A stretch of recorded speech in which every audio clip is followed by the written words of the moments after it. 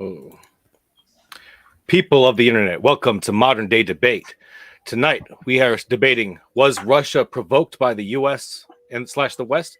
We have an extra special debate tonight produced in association with Dylan Burns TV.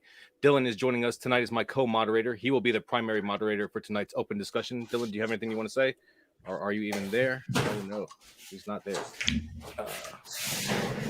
In the meantime, I will just like to say that tonight, all the super chats will be going to a special charity for research for the terminal disease known as Creutzfeldt-Jakob syndrome. So if you have any kind of super chats, super stickers, anything you want to say tonight, please feel free to send it, as we'll be donating 100% of the super chats to that charity tonight. And that is linked in the description below as well as all of our interlocutors tonight. They will all be linked in the description. If you'd like what you're hearing, you can check them out as well. So going first tonight, we have Connor and Justus crossing swords with Destiny and AdamSomething. And we will be turning it over to them for their 12-minute opening statement. That would be Connor and Justus. No, actually, AdamSomething and Destiny are going to go first. So we'll go ahead and let them take their quick opening statements. They're not going to take the whole 12 minutes. So go ahead, Adam. Thank you. So the West provoked Russia to war is the statement we are here to debate tonight. Destiny and I are here to argue against it, while our opponents will be arguing for it, surely. But much like abusive spouses, aggressive imperialist dictatorships and their supporters also love playing the victim and otherwise lie, misdirect, and gaslight. The narrative our opponents will likely try to construct tonight is just that: a world where poor Russia, the victim, was forced into attacking Ukraine through circumstances created by the evil West. At the same time, they will downplay or deny every obvious Russian atrocity, blame everything on Ukraine, shift the goalposts, or maybe even peddle bunk conspiracy theories, such as the US-funded biolabs inside Ukraine. I do not envy their position. To better start us off, let's quickly review the Russian narrative regarding the invasion of Ukraine. The original claim was, we aren't planning to attack, it's just NATO fear-mongering. Then, we're only there for a military exercise with Belarus. And then, we're taking Kiev and denazifying Ukraine by liquidating its leadership of drug-addicted Bandera neo-Nazis. And then, we're only ensuring Ukraine's neutral status by demilitarizing it. And then, we want to take out the US-funded biolabs in Ukraine that produce anthrax-infected bats and further bioweapons designed to target Russian genes. And then, we just want to secure the Donbass and to protect locals from genocide. And finally, the current justification, we just want to take out the Ukrainian ultranationalist battalions. As I said, I do not envy our opponents' positions. This is quite the position to defend. Any argument they'll attempt to make will have to be made from across the smoldering ruins of Ukrainian cities, the mountains of dead civilians, and the ruins of hospitals in the midst of Russian orchestrated abductions, murder, torture, deportations, and general looting. All in all, I'll be curious to see how our opponents will try to defend the indefensible, though I don't expect any good faith engagement from them, obviously. As the saying goes, if it looks like a duck, quacks like a duck, denies it's a duck, demands you prove it's a duck, accuses you of being a duck, says your dog is a duck, that your friend's cat is a duck, and that all three aforementioned ducks are Russophobic, it's a Kremlin duck. Thank you. All right. Thank you, AdamSomething. Destiny, would you like to take your 6 minutes for opening statement? And you're muted. I'm sorry. Am I unmuted now? Yep. Obviously, I would like to agree with everything that Adam said. Oftentimes, when talking about the justification of Russia's invasion of Ukraine and whether or not Russia was provoked, I think that the lens is always spoken through a kind of United States and NATO versus Russia kind of framing. And I would be interested in how we can overcome the concept of Ukraine's right to defend itself. I think that Ukraine has a right to determine its own sovereignty. I think that its borders were already agreed upon with Russia. And I just don't believe that there is any real provocation that Russia can talk about when it comes to invading Ukraine. Yeah, that's all I got. All right. Thank you so much. And we'll go ahead and kick it over to Connor and Justus for their 12-minute opening statements. Whichever one of you wants to go first. All right, that would be me. So here we go. Yeah, just 1 second here. Here we go. Russia's invasion of Ukraine on February 23rd was an unjustified act of aggression. I, along with my debate partner, condemn these actions. As a citizen of Russia, a farmer in Russia, and a father of 3, holding such opinions is not exactly safe at the moment. I have spoken out both publicly on my YouTube channel as well as privately in conversations with friends and acquaintances, condemning the war, even though such opinions are currently illegal to share and punishable by up to 15 years in prison. So why would I, who am against the war, claim that the West is largely responsible for the mayhem now unfolding in the Ukraine? I believe primarily that America's disregard for the legitimate security concerns of lesser powers, in this case Russia's, puts all of us at the risk of war and potentially nuclear annihilation. What I'm about to present is the other side of the story, a story of 30 years of Western aggression, of broken promises, and bad faith that, if seen from the other side, go a long way to explaining the actions of Vladimir Putin and the Russian state. Stephen Walt, professor at Harvard University and leader of the realist school of thought and foreign policy, said, "Strategic empathy is not about agreeing with an adversary's position. It's about understanding it so that you can fashion an appropriate response." The war in Ukraine is wrong, but is a rational reaction to Western antagonism, if seen from the other side. If we want to live in a more sane world, a more peaceful world, we need to learn from the mistakes of the past so as not to repeat them.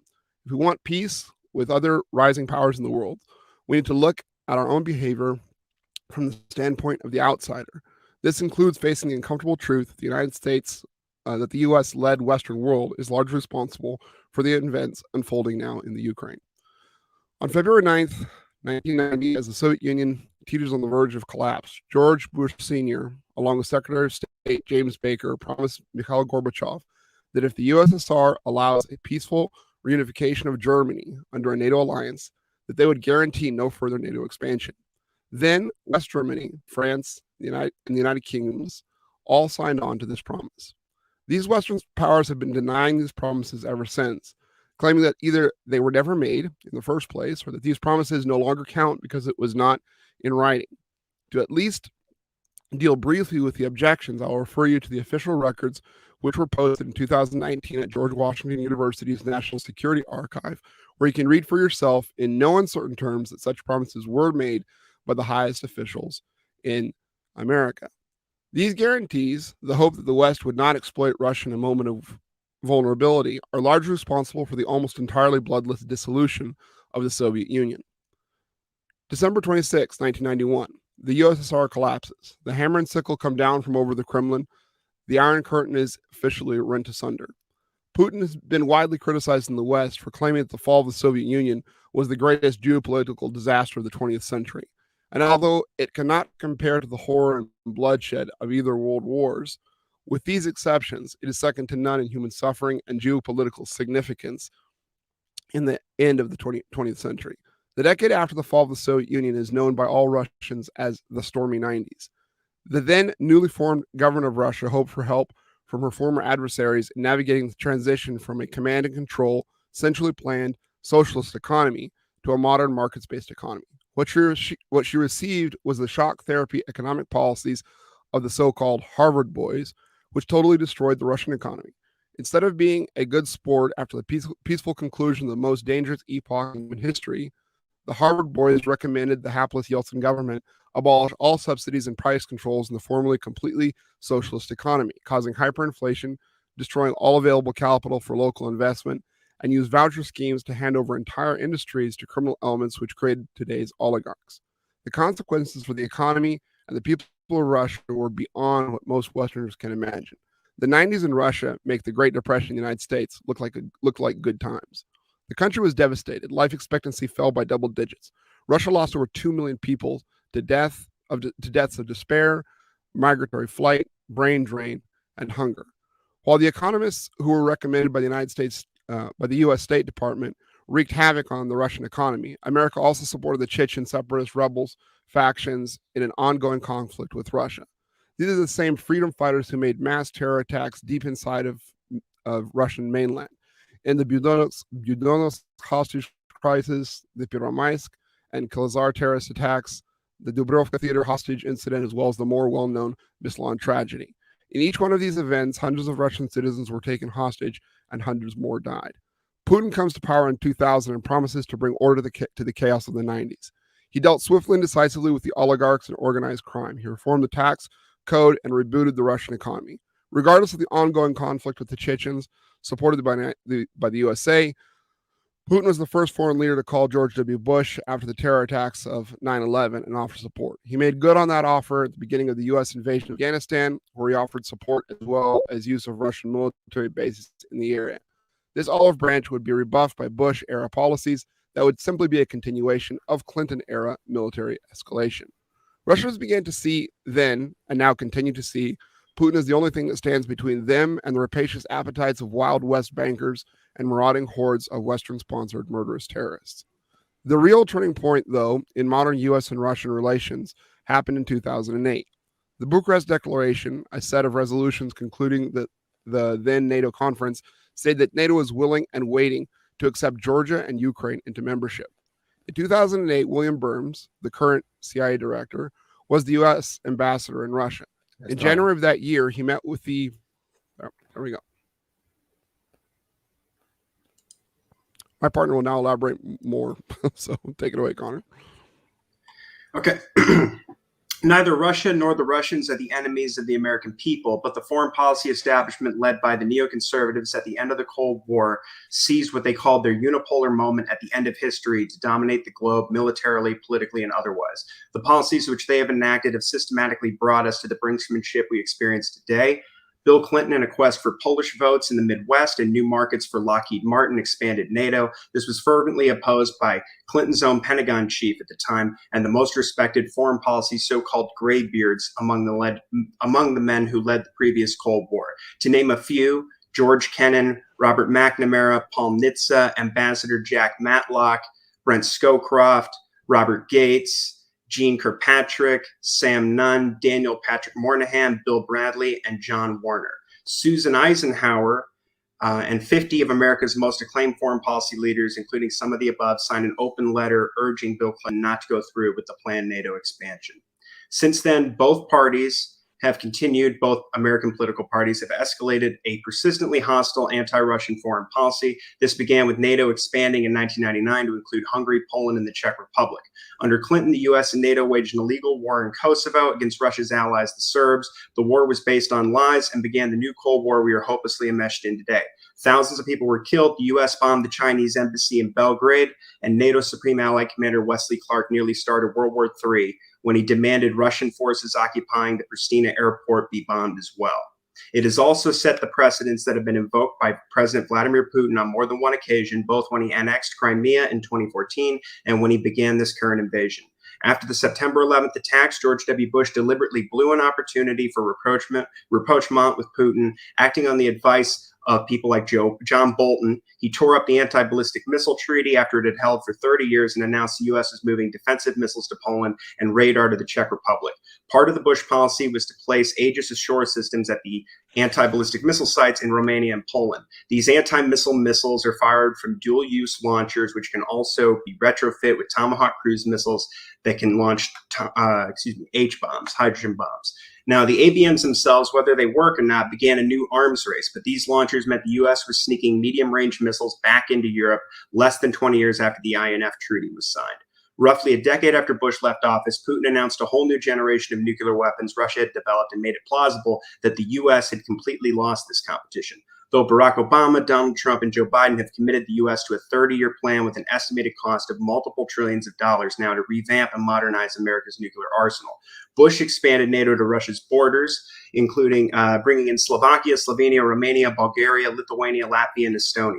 Bush also promised NATO membership to Ukraine and Georgia at the all-important Bucharest summit in April 2008. By July, the U.S. was conducting massive drills in Georgia named Immediate Response, and in August, Tbilisi had launched a war against Russia in South Ossetia, attacking peacekeepers there on an EU-brokered deal. Since 2008, 2 more wars in Ukraine have been caused by Bush's ill-advised declaration, which was staunchly opposed by Paris and Berlin. Obama ruined his own reset with Russia. He conned and made a chump out of Dmitry Medvedev at the UN Security Council and lied about the West's intentions in Libya. This practically guaranteed Putin's return to the presidency when it was possible he was even considering retirement. Obama also expanded NATO further into the Balkans, overthrew the government in Ukraine, sent CIA paramilitaries to Ukraine on an advisory mission to the front line in the Donbass. He had the CIA training militants at a secret base in the United States and deployed special forces to train Kiev's military. Although he chose not to arm Ukraine, Obama set the stage for the current war. Obama also began the trend of diplomatic expulsions in earnest, which was worsened by Trump and Biden. Trump ripped up the INF Treaty, the Intermediate Range Nuclear Forces Treaty, and the Open Skies Treaty. He expanded NATO, bringing in Montenegro and Macedonia. He also beefed up the U.S. presence in the Baltic and Black Seas, often sending warships to these waters. He sent frigates to the Baltic Sea armed with medium-range cruise missiles, which reduced first strike warnings, pushing us closer to brinksmanship. And under Trump, more troops and weapons and equipment were sent to Poland and the Baltics. There were myriad NATO exercises off Russia's borders as well. He armed Ukraine. Trump escalated far beyond the Obama policy and bragged about it, sending Javelin anti-tank missiles, armed boats, rocket launchers, sniper rifles, and more to Kiev. These weapons were sent to a government that had already launched a war against its own people, killing thousands. Biden picked up where they left off and led some of the largest military exercises in Eastern Europe since the Cold War, refused to recognize Russian sovereignty in Crimea, further armed Ukraine, and drastically deteriorated relations with Moscow, leading to today's devastating war in Ukraine. All right, that looks like it ends the opening statement. So I'm going to go ahead and just let everybody know, especially if it's their first time here at Modern Day Debates, that we are a neutral platform hosting debates on science, religion, and politics, and we want you to feel welcome no matter what walk of life you're from. And if you have a question or comment for one of tonight's debaters, fire into the old live chat, and be sure to tag me at Modern Day Debates. Super chats will go to the top of the list, and remember that tonight's super chats will 100% of the revenue will go to research for Creutzfeldt-Jakob syndrome. So please feel free to send as many super chats and super stickers as you'd like, and they will of course go to the top of the list. And all we ask is that you keep it civil, attack the argument and not the person, as insults will not be read. That goes for the general discourse in the live chat as well. Our invaluable moderators are working tirelessly to elevate the conversation, so please show them, the debaters, and each other the respect that they deserve, and not hurl insults and attacks at each other. Our guests are linked in the description below, and whether you're listening on YouTube or via the podcast, so be sure to hit the like button, subscribe. We have plenty more debates coming your way. And with that, I'm going to go ahead and kick it to Dylan, as he is going to be taking over and taking charge of this for the open discussion portion. So Dylan, the floor is all yours. Hi, I'm having a little bit of connection issues, so if there's any problems, I'm sure Kaz can pick up for me.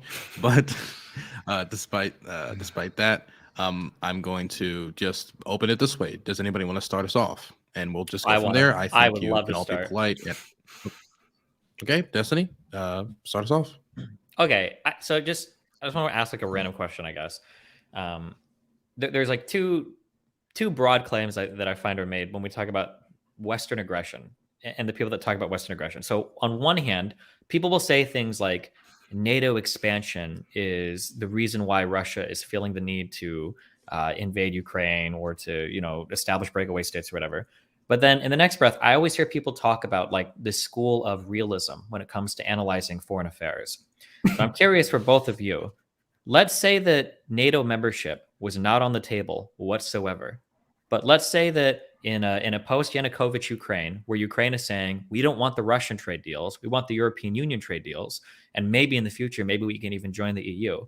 If we are to believe, like a realist would, that stronger nations exert control and influence over smaller nations, wouldn't Russia have tried to invade Ukraine anyway, turn them into another Belarus? Like even without NATO expansion, isn't that still plausible that would have happened? I'll take that real quick. I think that, many alternative universes or alternative realities are plausible in any case. But the question here is, what are the Western countries doing to make that less plausible or to live in peaceful coexistence with, for instance, Russia? So Russia has been attempting, I think we have a pretty good track record established in Eastern Europe over the last 20 years, that they're mostly interested in peaceful coexistence with their European neighbors. The red line, I think the portion of my opening statement that I did not get to in 2008 was that it was made very clear to the State Department via the what's called the Niet means Niet memo, that inclusion of Georgia and Ukraine into NATO was a flagrant red line for Russian security interests. So would Russia want to exert influence over smaller nations nearby? Yes, of course. Just like we would like to, the United States would like to exert influence over smaller nations in its own neighborhood. Would that have precipitated an invasion? I don't think so, because military powers, military expansion is, how met with military expansion. Economic expansion is met with economic expansion in retaliatory scenarios. I guess your points would be more salient if Russia wasn't already engaging or having been engaged for decades in aggressive military expansion or just general fuckery around its borders. So we have the invasion of Georgia, we get a puppet state in Transnistria, we have the annexation of Crimea and the war in Donbass. Also, like there's adventures also in Syria by Vladimir Putin. So Russia is a country that very clearly is not interested in peaceful coexistence with at least with its former satellite states, right? So and I guarantee you, if the Baltics weren't in NATO, Russia would have done they would have done a fucking Donbass in the Baltics. Putin is a far-right leader. He's an imperialist, of course. He's sort of drunk on this Russian imperial ambitions of the past. And if you don't think that, just from a realist perspective, that he would try to restore the former glory of his geopolitical pole, any chance he would get, then if you don't believe that, I don't know what to tell you. And then NATO is there precisely to stop this from happening, to stop Russian imperial ambitions from manifesting itself, as they did in Moldavia, Ukraine, and Georgia. So I don't know where you're getting this from. That like Russia is after peaceful coexistence in Europe, which is clearly not the case. Yeah. Also, just to back on, and then you can answer. Just to add on to the end of Adam's statement. So I do agree that we can't really make historical counterfactuals. Like we can't see what would have happened otherwise.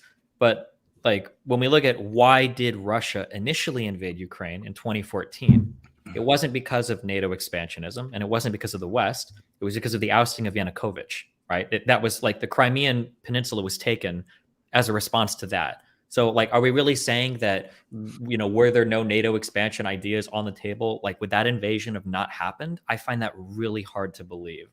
I think that militarily, I think Sevastopol and the Black Sea is really important to Russia. And I think they wanted to take that peninsula and they saw an opportunity to do so. I don't think that NATO expansion has had anything to do with it.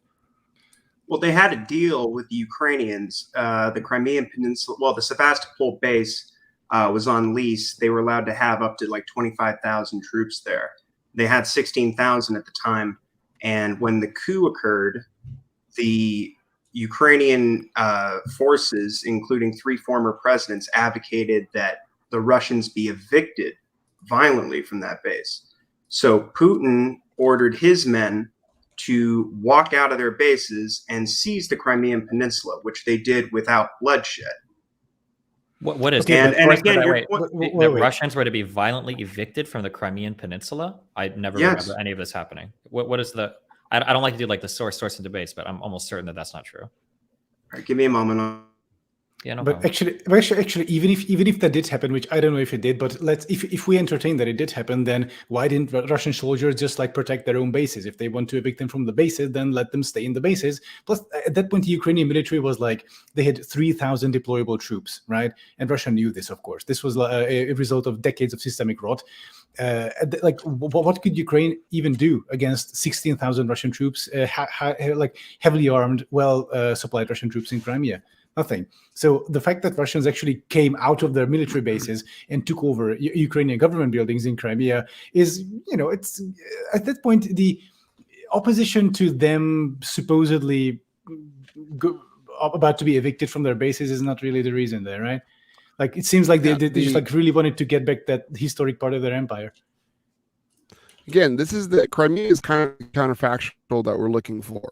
Russia has a prime opportunity to basically annex Ukraine in 2014 if they wanted to. As AdamSomething just pointed out correctly, the Ukrainian military was in no place to pose any kind of substantial resistance to the Russian army back in 2014. And so why, if they're so hell-bent on imperialistic ambitions, on rebooting the Soviet Union, on whatever AdamSomething is afraid of, why didn't they just annex the entire country of Ukraine then and there? Thing is, they tried. And the answer to that is they didn't try. The answer to that is that they did not go that far. There was a Western-sponsored coup in Kiev in 2014, and Russia proportionally responded by seizing Crimea because the new regime in Kiev was putting their military bases and their presence in the Black Sea was threatening that. So they did not try to annex Crimea. AdamSomething will most likely point to the Donbass and Lugansk wars that started in 2014, the separatist wars there. Russia did support those militarily, much like the United States supported the Chechen rebels in the 90s against Russia. And I'm again not justifying that, but just in a realpolitik sense, they were destabilizing what they saw as what was becoming a hostile government to them. And in 2015, when the Donbass and Lugansk republics asked to be annexed into Russia, Russia denied them that. If Russia was on such a path of imperialist expansion, why didn't they take over the Ukraine in 2014? Why didn't they annex the DNR and the LNR in 2015 Very quickly, if I can make one really quick request for Adam, I'll let you. I'm not even going to respond. Just a really quick request. If we could, for this conversation, just because I'm a child, if we could go like back and forth on like 1 or 2 points each, that would be so nice instead of laying out so much contestable stuff is what I would say. I would appreciate it. But go ahead, Adam. All right. So the questions are like, why didn't, if Russia's imperial ambitions really are like sort of really are the reality, then why didn't Russia annex A, Ukraine, and then why didn't Russia annex B, Donbass, Donetsk and Luhansk? So the first question, why didn't Russia annex Ukraine? Well, they were actually counting with the Ukrainian state collapsing under even the slightest duress, because it really didn't, it wasn't obvious back then that the Ukrainian state will survive. And Russia was 100%, Putin was 100% banking on the fact that the government will just collapse, and then they'll just do they'll just give the Donbass treatment to the whole country, little people's republics here and there, and then the entire thing just falls back to Russia eventually.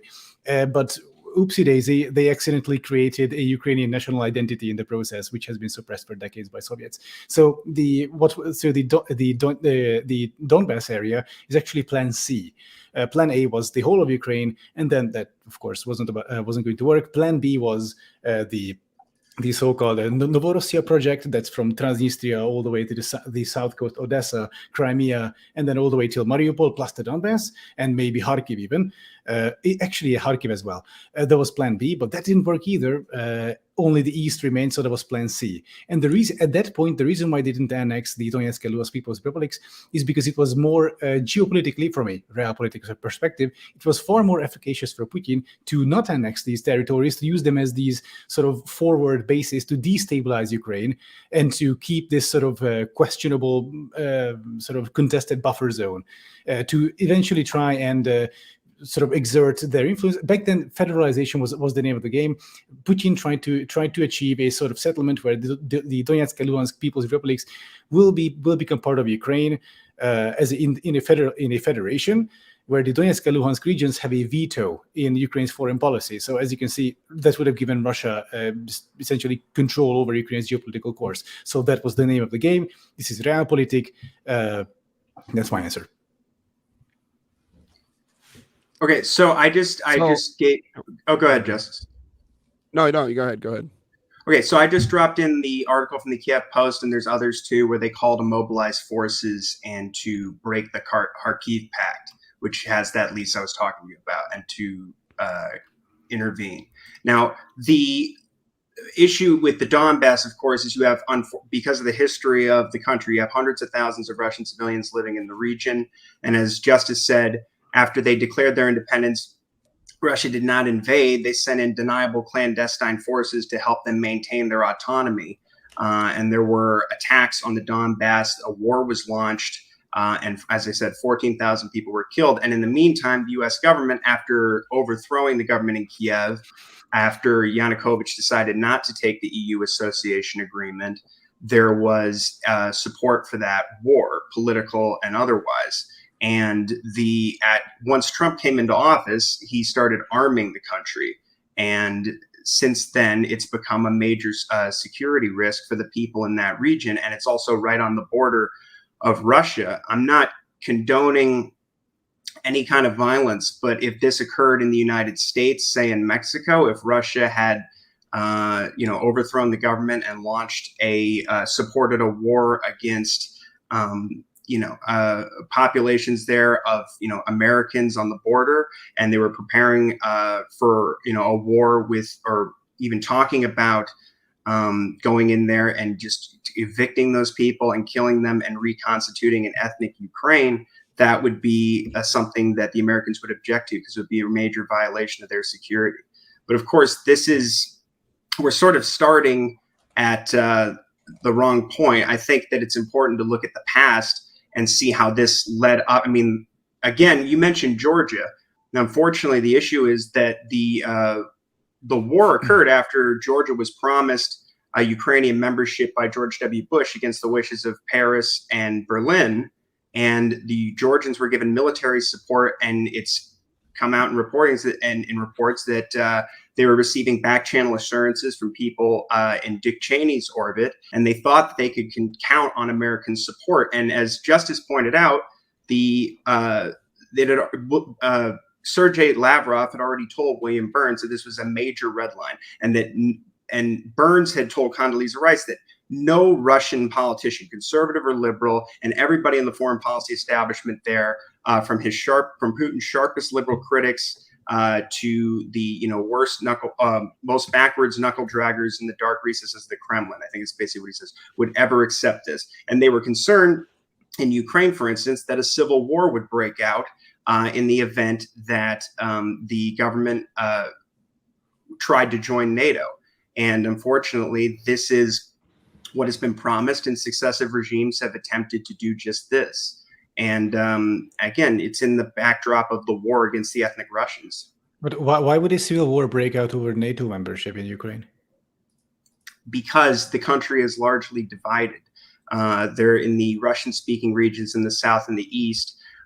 These people were threatened by ultranationalist forces who supported the EU membership and also have been trying to join NATO this whole time. If you look at people like Zelensky, I mean, one of the big problems was they never gave up the promise, even when there were negotiations that could have removed that as an obstacle to peace. And they never implemented the Minsk II agreements that the Russians and the Germans and the French and the Ukrainians agreed to. Okay, wait. Just quickly. So yes. So just with regards to your previous point, if there was a civil war in Ukraine, if there was back then a civil war due to the country's NATO membership, who would start that civil war against whom?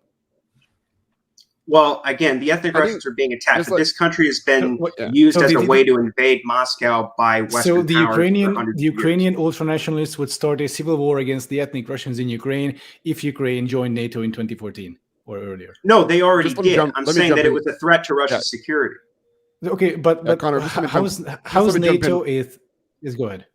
Yeah, just let me jump in right here. I think that what Connor is quoting is a section from the Niet Means Niet memoir that was written by William Burns in 2008, where he said that he assessed that might be a potential outcome. I'm not necessarily going to stand here and defend that.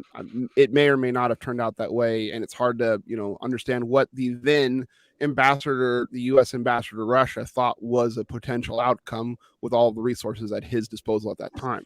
To relegate that at this moment, who knows? I mean, what they were thinking about, what he was focusing on then. I think it's also weird that there's so much hypothetical stuff from Ukraine that we talk about to justify Russia aggression, but then we can't look at actual Russian aggression. So I was curious. So, you mentioned about you said that 3 former Ukrainian prime ministers came out to denounce the Kharkiv Pact or the Kharkiv Pact or whatever. 3 leaders came out and said it'd be a good idea to do it, but when they tried this in 2013, it got shot down in the Ukrainian parliament. I read the thing that you linked. So this wasn't on the table that Ukraine was ever going to go down and retake Sevastopol and kick Russia out, or they weren't going to renew the lease of the base.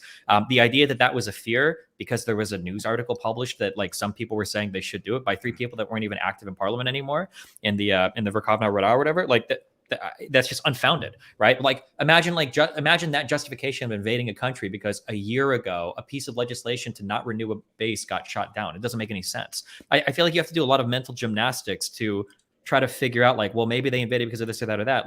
We know exactly why the Crimean Peninsula was taken, and it was because Yanukovych left, and it was because Russia was losing control of Ukraine. That's a very easy that's 3 steps from A to B to see exactly what happened. Absolutely, and the new government in Ukraine, 2014, was fielding questions of fielding ideas of not extending the leases for the bases and also evicting the Russians, not in the 13, but in 2014. Sure, so, but would that justify under the new administration, it was an imminent threat.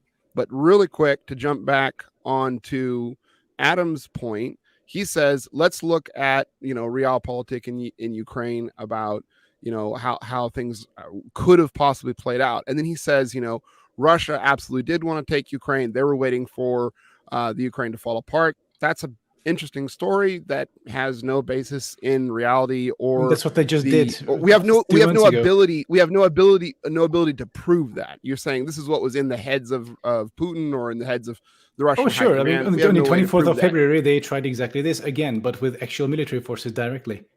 Like, I'm sorry. Have you heard the news? Like, Russia invaded Ukraine. 24th of February, 2022 is not 2014. It's a different time span. It's a different. Yes. Back then, Russia tried to proxies. But just really quick. Let's, instead of looking at some sort of ethereal theoretics, let's look at the reality of the situation.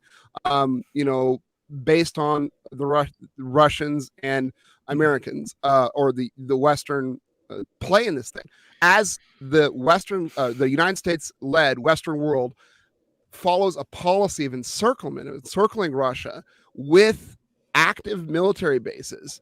Russia works a little bit in territories on its border, and who's the aggressor here? Who's expanding military operations? What is the NATO aggression? That's the question. That's the theory. That's the thing that we have to look at. What is the NATO aggression? Like, I'm curious. Let's play that thought experiment real quickly. What do we think? All right, Destiny. Happen? When was the one time in the NATO history when Article 5 was enacted? One time. We triggered Article 5 for 9/11. What do you mean? We triggered Article 5 for 9/11 to invade where? Afghanistan. Halfway around the world, completely out of our sphere of influence. Potentially a war that we didn't need to have fought. Hold on, I'm sorry. Do you think that triggering? Hold on. Countries... Wait. No, wait. Can we just one point by point, okay? Are you trying to say that Russia might 9/11 us and we'll trigger Article 5 for that? Or are you trying to say that another country might 9/11 us and we're going to Article 5 into Russia? Do you really believe that's a possibility?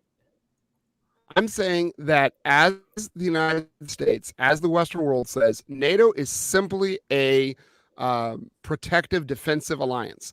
It doesn't look like that from the other side. It looks like we don't have to. We can look at NATO missions to see that. Wait, let's engage with the point. I want to hear this. I want to hear the engagement with this point. Do you really think? Do you personally? Do you believe that there is any chance that NATO or NATO forces or NATO countries are going to be attacking Russia? That an Article 5 trigger is going to. So you literally you won't engage with this because it destroys the entire argument. That will never happen. I will absolutely engage with this. No problem. Will NATO Oliver Stone has an interview, has his famous, multi-hour interviews with Putin, where he brings up this exact point.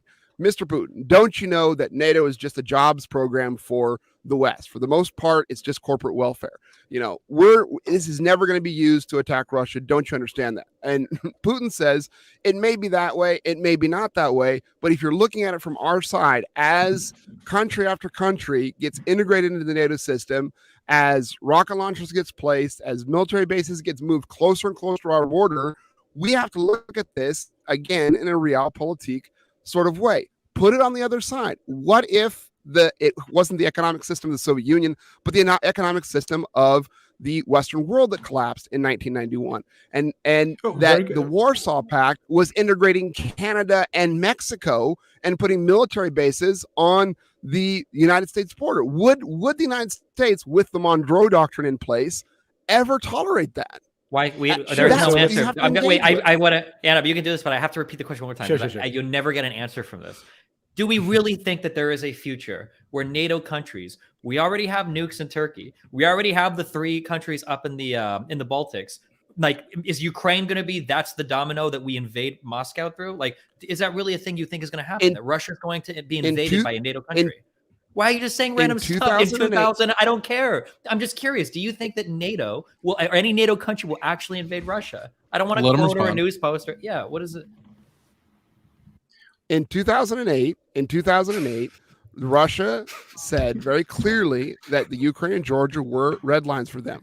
Just like any country has to have its things that it's willing to tolerate and not willing to tolerate, like for the United States, weapons of mass destruction in Iraq or whatever. There have to be things that they will say are, tolerable or intolerable. And Sure, Ukrainian, but do you NATO think NATO will participation invade is Russia? intolerable. But do you think NATO will invade Do Russia? I think? Or would? Do I think NATO will invade Russia? Yes, it's a yes or no question. We're asking for the 6th time. The answer is obviously no. Like we literally Of course not. We've got a phone set up. So between why Washington are and they the Kremlin, expanding all the way up to Russia's borders? Why are they doing drills? Because in when flags? you're Excellent, not great for question. Why are they Go, ripping Adam, up go, Adam. arms? Wait, treaties wait, and okay, pointing- wait. It's a, Okay, wait. Why give would us- they do that? wait, Why would they okay. put What a dual-use great missiles what a in great Romania question. and Poland? What Why a are great they question, doing the Connor. largest military Let me answer you. exercises since I the would- Cold War all I throughout would Eastern love Europe, to answer including that. on I Russia's would love to borders? answer that. I Why would are love they to answer sanctioning that. Russia? I would love Why to are they answer that. saying that they're happy I with would love to answer that. Ukrainians dying? Okay. Please both. Thank you, both of you. Okay. Stop for a second. Adam Okay. is Wait. Okay. I Okay. love answering things. Okay. And So, it's not like give me America ga- doesn't launch aggressive. Is my mic not on? Can nobody hear me? Okay. Sorry. Prepare I yourself can't. for that possibility. Okay. Wait. Can anyone? Is my mic actually not working? I can't tell if it is or not.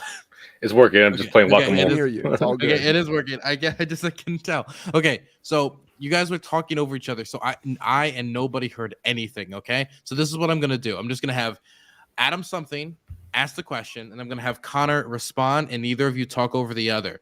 Adam, if you think he's not answering the question, you can just repeat it right after he finishes answering. Is that okay? Sure. Okay, Adam, what is the question? I was about to actually answer the question. Connor asked the question. Oh, it was Connor asked the question. Okay, Connor, then can So- you ask the question? But short, in the short Okay. form. He's muted. Okay. So why does NATO expand or something like that? That was the question. Yeah, why are they ripping up arms treaties? Why are they constantly doing massive drills in Russia's near abroad? Why did Okay, they unilaterally, in violation of international law, attack Kosovo? And why are they promising Georgia and Ukraine NATO membership when they know that could cause a war because the Russians have said that it would be a direct threat to their security and they would be forced to decide whether to intervene, particularly in Ukraine. Ukraine has been invaded by Western powers several times, including by the Nazis. So why is the because they were promised that NATO wouldn't expand. So why would you have to explain why they would break that promise? Okay, so your original question was that why does NATO keep expanding around Russia and of course. So if you look at this one from a realpolitik perspective, of course, why does Russia invade all these other neighboring countries around it, right? There's not much peace, it seems, in the former imperial sphere, and so it makes perfect sense that countries would democratically vote to join a defensive alliance while neighboring an aggressive imperialist power such as Russia. And dude, there's Georgia, there's Transnistria, there's Ukraine. Shit gets fucked up around Russia. Everyone can see. People, I would say, people with the IQ of a room temperature can see this, right? So if you're a voter and if you're like, should I join NATO or not? So we have this neighbor, Russia. He keeps fucking invading its former subjects and try to subjugate them again. I don't know. Should we join NATO? I guess we kind of should. That's the response, right? That's why people voted in all these countries to join NATO. And if Russia perceives this as a threat, by the way, that's Russia's problem. Okay. I also want to add on to Adam. Yes, everybody. I want to add on real quick to Adam too, because Very this quick question gets floated a lot. This idea that what if Russia were to start bases around Mexico? Or what if Russia were to create bases inside Canada or Cuba and they were to start staging missiles there? That would be pretty egregious, I admit.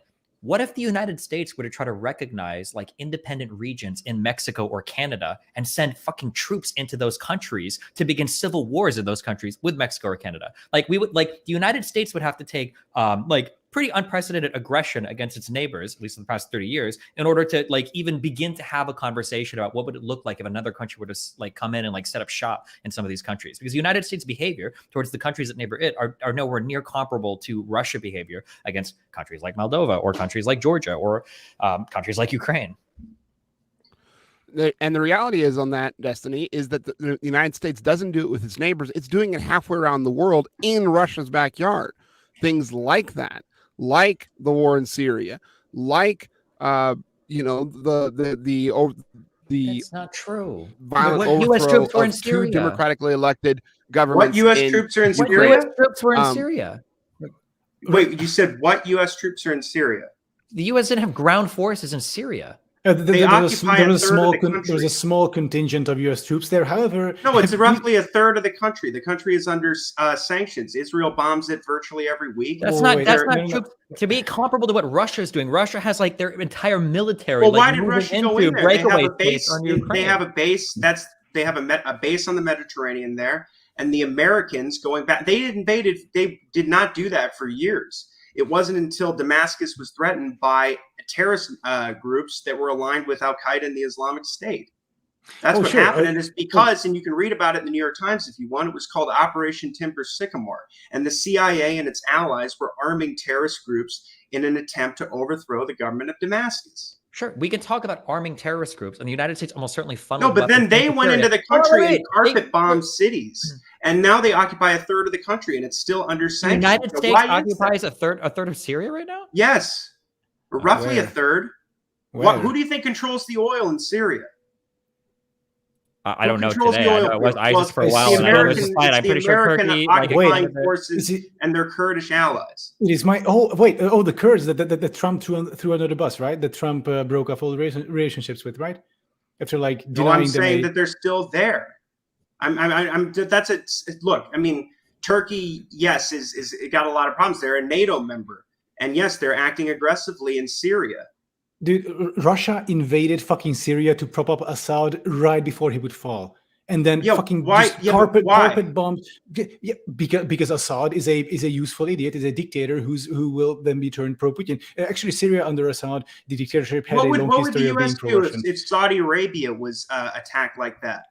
I don't fucking care. We're talking about, in this case, I guess. Well, that's the problem, Adam. That's exactly the problem. You do know. Saying that I don't. They're helping them commit a genocide in Yemen because Riyadh doesn't like the Houthis. We're saying that I don't effing care about what.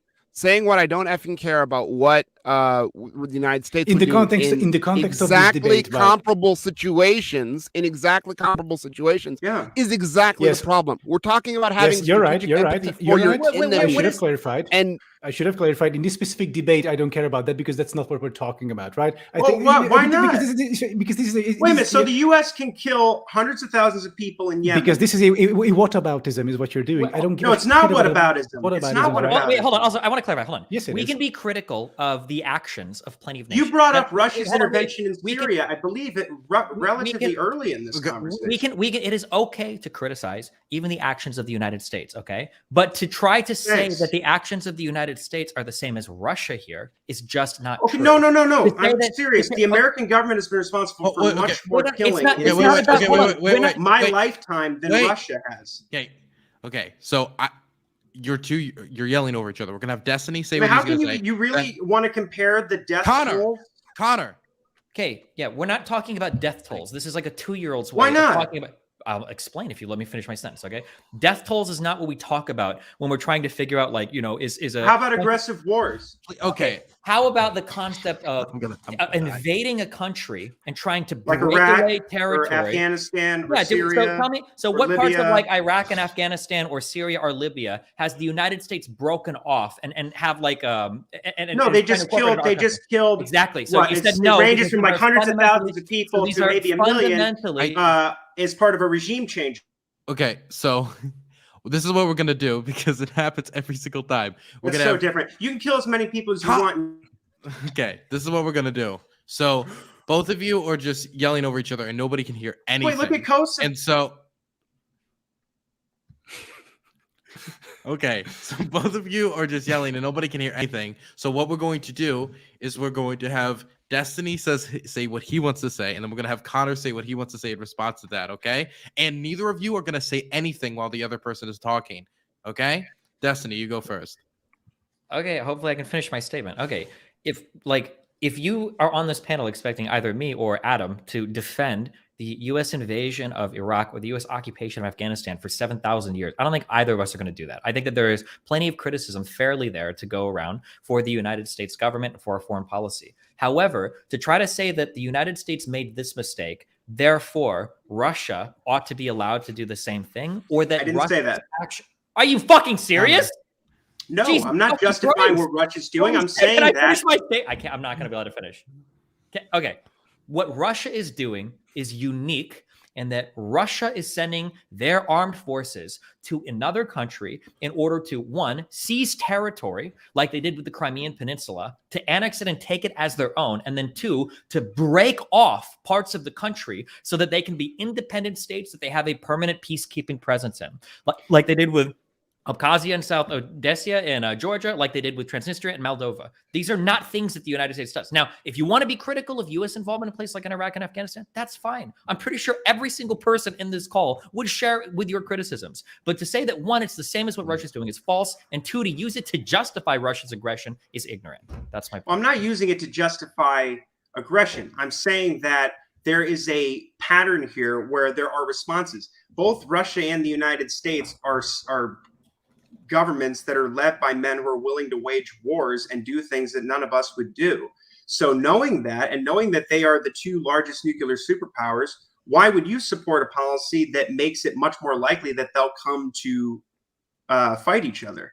Which is actually what's happening right now. I mean, look, you don't have to defend what the Russians are doing, but they're talking about defending themselves with nuclear weapons. NATO talks, the U.S. talks constantly about how they're defending Ukraine, helping them kill Russians. You're talking about Kosovo. That was a changing borders. So real quick to jump in on Destiny's point, Connor, just real quick here to jump in on Destiny's point, I'd like to jump in here for half a second, is that he says that, America, the United States, the West doesn't do things like Russia does. They don't break away pieces of countries. They full-fledged invade, annihilate other people's armies, overthrow their regimes, and occupy them for 20 years. They don't annex them to America. Sure, they set up puppet democracies that have absolutely no will to rule outside of their Western puppet masters. So to say that Russia is way worse in this context than the West, there's just no leg to stand on. But again, like Connor said, we're not defending Russia's actions in Ukraine. What we're saying is, take a look in the mirror and see that bombing country after country, overthrowing country after country, talking about regime change in the former Soviet countries, and actually talking about regime change in Moscow, funding non-government organizations that are focused on doing things like that, is behavior that antagonizes and causes escalation and conflicts like what we see in the Ukraine. And to not be able to see that is to not be able to see past the end of your own nose. With this, you're kind of actually stripping away agency from Russians and Putin, because what you're implying here is that what the West does. Russia is like a cornered animal with no sort of any thinking skills. They're just gonna instinctively respond to what the West does. So the onus is completely on the West, and Russia's behavior and Putin's behavior will depend entirely on what the West does. This is incorrect. You brought up I think Connor brought up the nuclear weapons point. Currently, look, Russia is currently the first one to threaten nukes and the last one. NATO and Biden's response has unilaterally been, dude, look, just restrained. It's very irresponsible. Don't say that. No. And then Putin's like, hey, by the way, we have this brand new ICBM. We just tested it. Hey, by the way, Western support to Ukraine threatens nuclear war. If you don't want nuclear war, then perhaps you should, perhaps Vladimir Putin should stop threatening with fucking nukes, right? It's the same thing with war in Europe and peace, right? If you don't want war, if you want peace, well then, we can talk, for 5 hours about what the West could do, or Russia could just pull out of fucking Ukraine, right? So the reason why Russians are dying in Ukraine is because Russians are in fucking Ukraine, right? Like, this is just, I feel like we're talking talking past each other in this a bit, but Adam, I'll respond to your point right now. Go ahead. The whole idea that my position or our position, my position in particular, our position in general, is denying Russians some kind of agency is ridiculous on its face. Because if we were talking to a Russian audience, if I was talking to a Russian audience, I would be saying, look, this war is completely unjustified. Here's the reasons. And here's what we should have been doing otherwise. What I actually already have done on my YouTube channel. And, so far so good. The FSB hasn't showed up for me. That's wonderful. But when I'm talking to an American audience, what we're looking at is what what is the West's policies that are responsible or that have led to this. Not that we're denying agency in Russia. Russia should not have invaded Ukraine. That's how we started this debate. Shouldn't have done it. But if we can't see that unilaterally getting out of nuclear non-proliferation treaties, unilaterally extending the borders of our military influence in Eastern Europe and in former Soviet countries, that these kinds of actions aren't antagonistic to the local power, which is Russia in that neighborhood, is absurd. Wait. Yeah. Yes. Okay. So one point at a time. So a major recurring point that I see here is that NATO sort of expanding around Russia is somehow a threat to Russia. This is not true. What goes on inside those sovereign countries' borders is those sovereign countries' business. Just like how when Russia brings its military next to Ukraine's borders and just like has them there for months, according to Sergei Lavrov, it is Russia's business what Russia is allowed to do inside Russian borders. Same thing. NATO countries, or like prospective NATO member states, even it is completely their business what they can and can't do within their borders. Implying otherwise would be a huge hypocrisy, unless your actual point here is to downplay Russia's wrongdoings and sort of overplay the West. So what countries do inside of their own borders, I agree with you, is largely up to those countries. However, it's completely up to those countries. No, not completely. There are externalities, just like, for instance, Defender 2021 and the large-scale NATO exercises inside of Ukraine that look like buildup, and to which Russia responds with buildup on Ukrainian borders. So okay, you have do you think there's a risk? Always one question, Adam, real quick. Go ahead. Putting missiles in Cuba in the 60s, is that just, everything? It's just people inside their own borders doing stuff. Like, no, of course not. Things that you do inside of your own country or inside of the countries of your allies have externalities. And to not admit that is to have an autistic vision of the world. When the Schultz government took power in Germany, there was a question about whether or not the coalition. Okay, so that was a question directed towards AdamSomething. So I want AdamSomething to respond, right? Because it was directed towards Adam. And sure. So if we talk about nukes, it's absolutely a different question. I agree with you. However, putting troops within a country's border, so we're not talking about nuclear forces, just regular troops. That is, of course, a different kind of animal, right? So if a country decides to once again join NATO, well, I mean, they're free to do so. And even if NATO allies decide to have a military exercise inside Ukrainian borders, I mean, that's also fine. And so in your world, then based on what you said, you must believe that Russia had seriously thought that there was a realistic risk of NATO invading Russia, right? If they were really so afraid of the exercises within Ukraine, the NATO-led exercises, which then triggered their force buildup. Like if Russia would, if Vladimir Putin thought that NATO. If you thought that there was no chance of NATO invading Russia, then they wouldn't use this as a justification for Russia's troop buildup on the border. If you're following me. So I'd like to respond real quick to Adam, and then I'll kick it over. And then I'll kick it over to Connor and Destiny, and I'll shut up because I know I'm taking a little bit too much airtime here.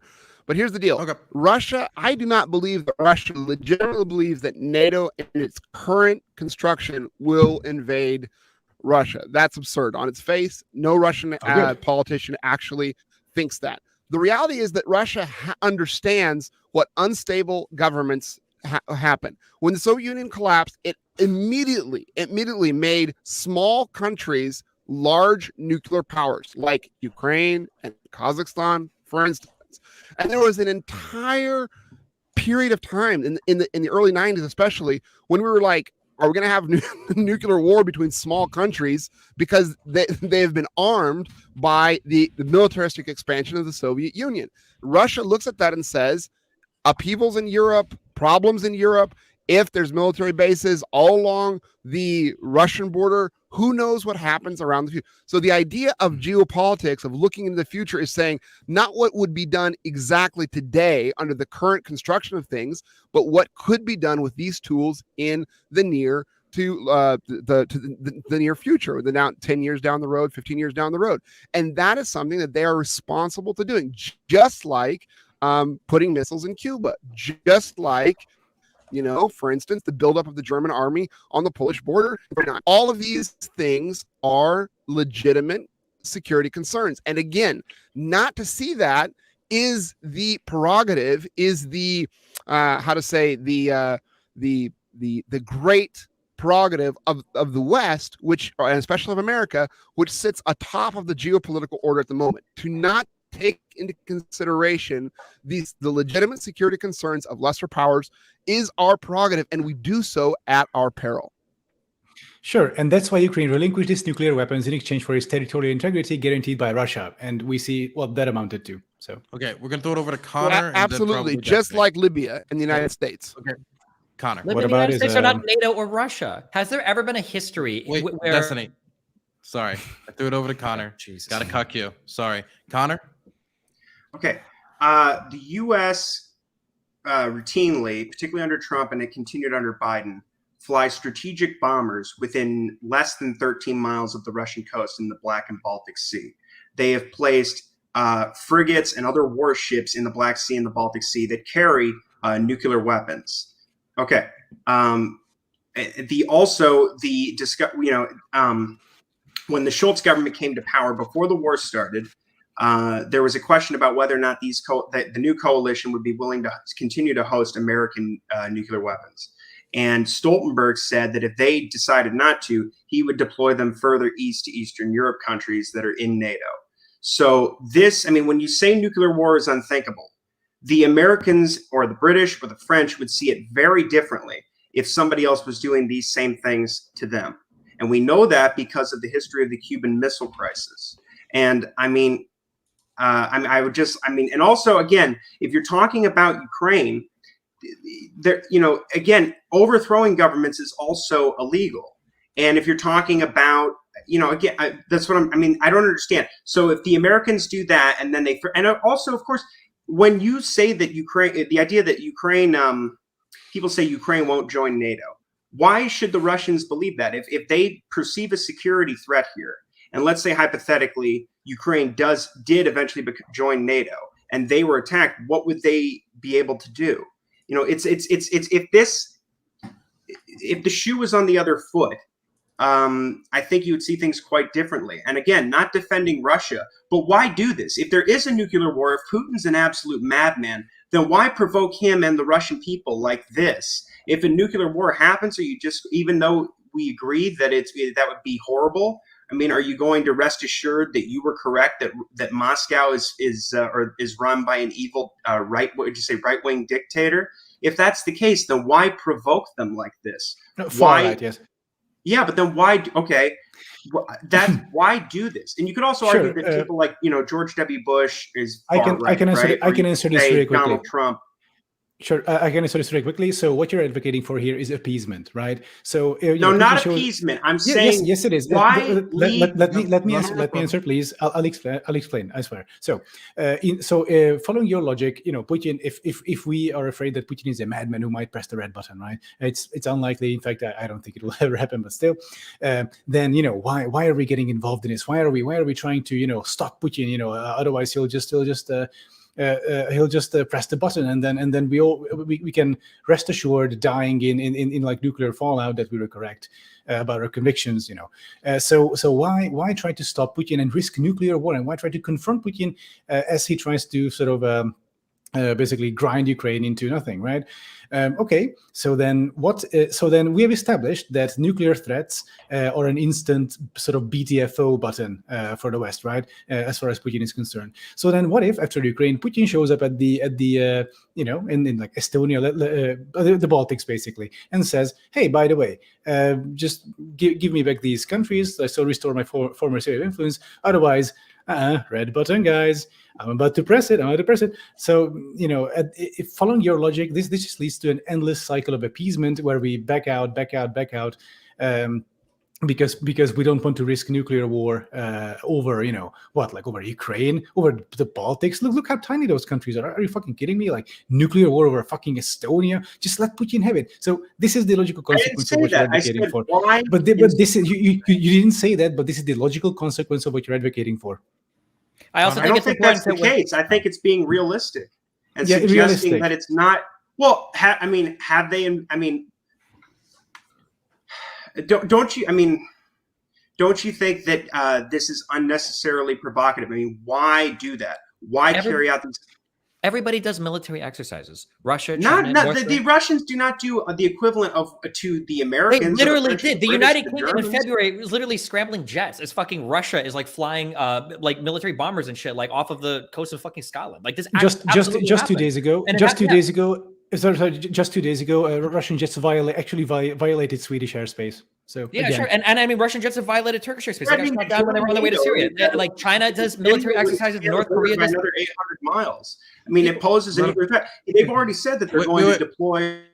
We should probably let Destiny finish. He was waiting very long to say his point. People do military exercises all the time. Okay, but probably so that they don't end up in a situation. The Russians don't do the Americans what we're doing. I specifically said we should let Destiny finish. So that their military doesn't end up completely antiquated and unable to do anything like what happened when Russia attempted to invade Ukraine and has failed miserably to make the kind of progress that they want to do. People do military exercises all the time. We can't say that we can't do military exercises because if we do, we might provoke one country to invade another. What you're talking about is absolutely appeasement. Like I'll ask this question a million times and I'll never get a straight answer. Do we ever see a situation where NATO is invading Russia? Or retrospectively, has there ever been a situation ever where NATO troops have fired on Russian troops? Like this doesn't happen. You can't fabricate this hypothetical security concern and then use that as a foundation for invading a country because you think that there might be some kind of construction of NATO in the future that might possibly represent a threat to Russia that is unique with Ukraine joining NATO, even though we've already got the Baltics, even though we've already got Turkey. Like it just doesn't make sense. We're on so many levels of abstraction here to invade the very real occupation of a country that it totally betrays Ukraine's right to have its own sovereignty and its own security interests.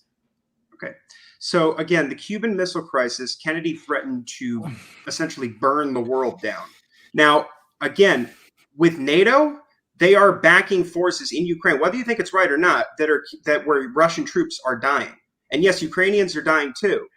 So, why would you're threatening, at what point does it become not wise to push this issue so much with a power that has 6,000 nuclear weapons and feels encircled and threatened and willing to launch this kind of invasion when they knew the consequences of what would happen? Why do that?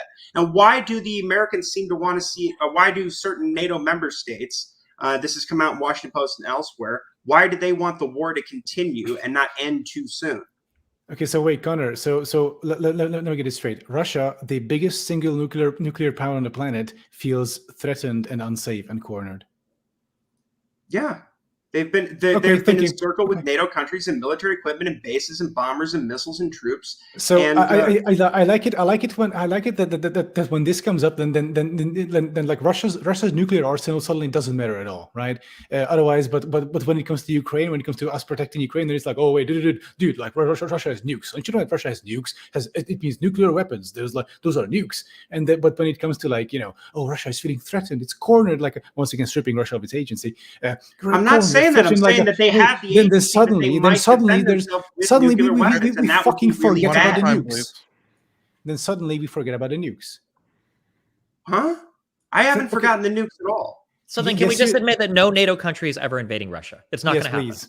No, there's no reason to believe that. So why? If they were, yeah, go ahead. Okay, mutually, if the powers look, if the regime in Washington was really concerned about mutually assured destruction, which I hope a lot of them still are, they would not have launched this war where they're trying to literally isolate, weaken, and cripple Russia in a proxy war. We haven't launched a war. The U.S. didn't imagine if the country becomes destabilized and impoverished, and they do feel they are pushed into a corner, and they do feel like they have to defend themselves. They have made this clear that they will do that. So why? It's what? against being attacked. Well, who's attacking them? Well, up until, I mean, again, you had Who's Okay, attacking so- them? No one's attacking Russia. That's the Who's whole attacking point. Russia? Who's attacking Russia, Connor? Who's attacking Russia? okay, imagine if when the Americans invaded Iraq, No, now Or who's live- attacking Russia now? Don't give me Iraq. Don't give me Afghanistan. Who's invading Russia now? Who's threatening Who's Russia? going Who's to attacking attack Russia? now? We don't even attack Russian troops when Yeah. they're not in Russia. Like, what? Yeah, and there's okay, there's- to your point, they're not invading Russia because of mutually assured destruction, but they are they have started a conflict now where look, Putin invaded Ukraine. No one's questioning that. But this came after 30 years of NATO expansion, 8 years after the government in Ukraine was overthrown and then turned into a NATO outpost. They are acting to prevent Ukraine from being bought into NATO and from a threat, what they view as a threat to their security, rightly or wrongly. I think you could make the argument that with the constant military exercises, look, how do you think the Russian people perceive all of this? Wait. Okay, so why is Ukraine joining NATO a threat to Russia, the single biggest nuclear power on the planet? Because Ukraine has been used as a way to invade Russia for centuries. We Okay, can't, so- hold so- on, no, wait, so hold on. we- I gotta, we can't, when we speak about what the security in Europe, we have to be smart and we have to talk about it from 91 to today. You can't compare an invasion of Russia from 200 years ago to today.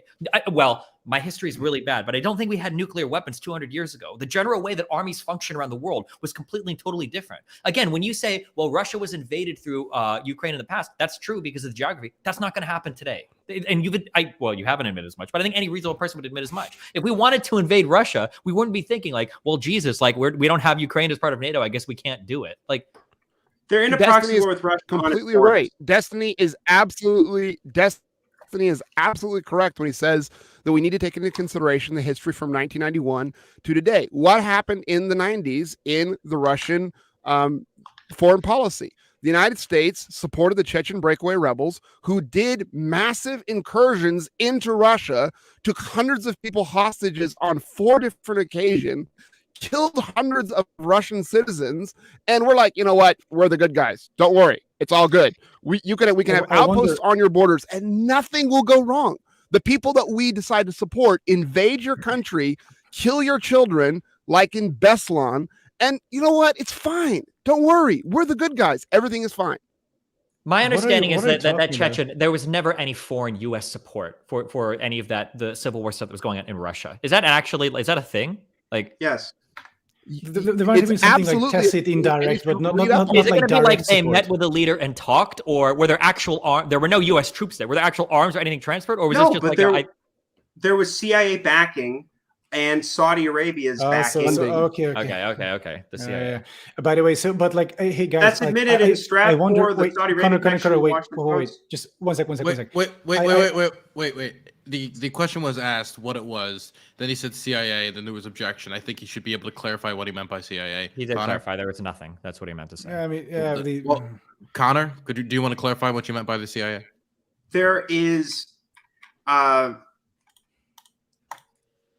There was a congressional task force launched that indicated and there have been various intelligence sources that have said that was the case. And the Americans were also supporting the Russians fighting the Chechens at the time. It's a very sordid history, but there's several sources if you want to check it out. I wonder why the Chechens were kind of upset at Russians though. Imagine defending Russia in that conflict. But No, I'm not defending them. I'm saying this was provocative. Yeah. Okay. So, but dude, like Chechens. Okay, we had one terror attack on 9/11 in the United States that then launched a 20-year war in Afghanistan, where we turned that country over again and again and again. That's bad. Imagine if Mexico, with the support of Russia, had invaded Texas and taken hundreds of people hostages on 4 different occasions over the course of 10 years. This is in not which analogous. Hundreds and hundreds of people had died. It would be analogous, and it is a good counterfactual to think about.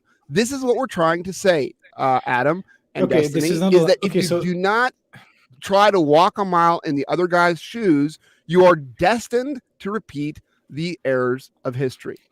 Okay, so this is not analogous because, okay, can you answer me this question, please? How come Chechnya was inside like Russian/Soviet borders? How come they ended up there? Are we going back before 91? Are we going back before 91 and talking about the Soviet history and the imperialist Russian history? Are we going back to Soviet era, Adam, and talking about that, or are we talking about from 31? Because if we're going back to the Soviet era, Adam, if we're going back to the Soviet era, remember that the United Kingdom, Japan, and America invaded Russia. There was a U.S. No.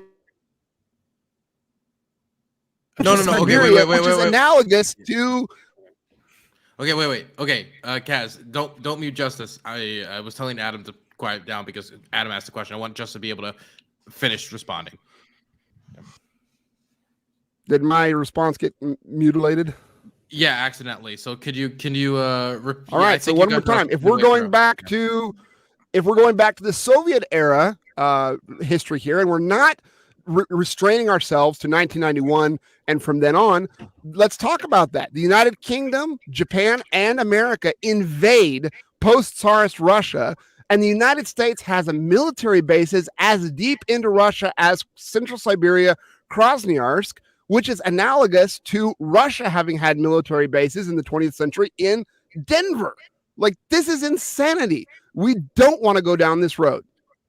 Dude, yes, I don't think you want to go down this road because, like, for example, in the Second World War, the U.S. gave massive support to the Soviets against the Nazis.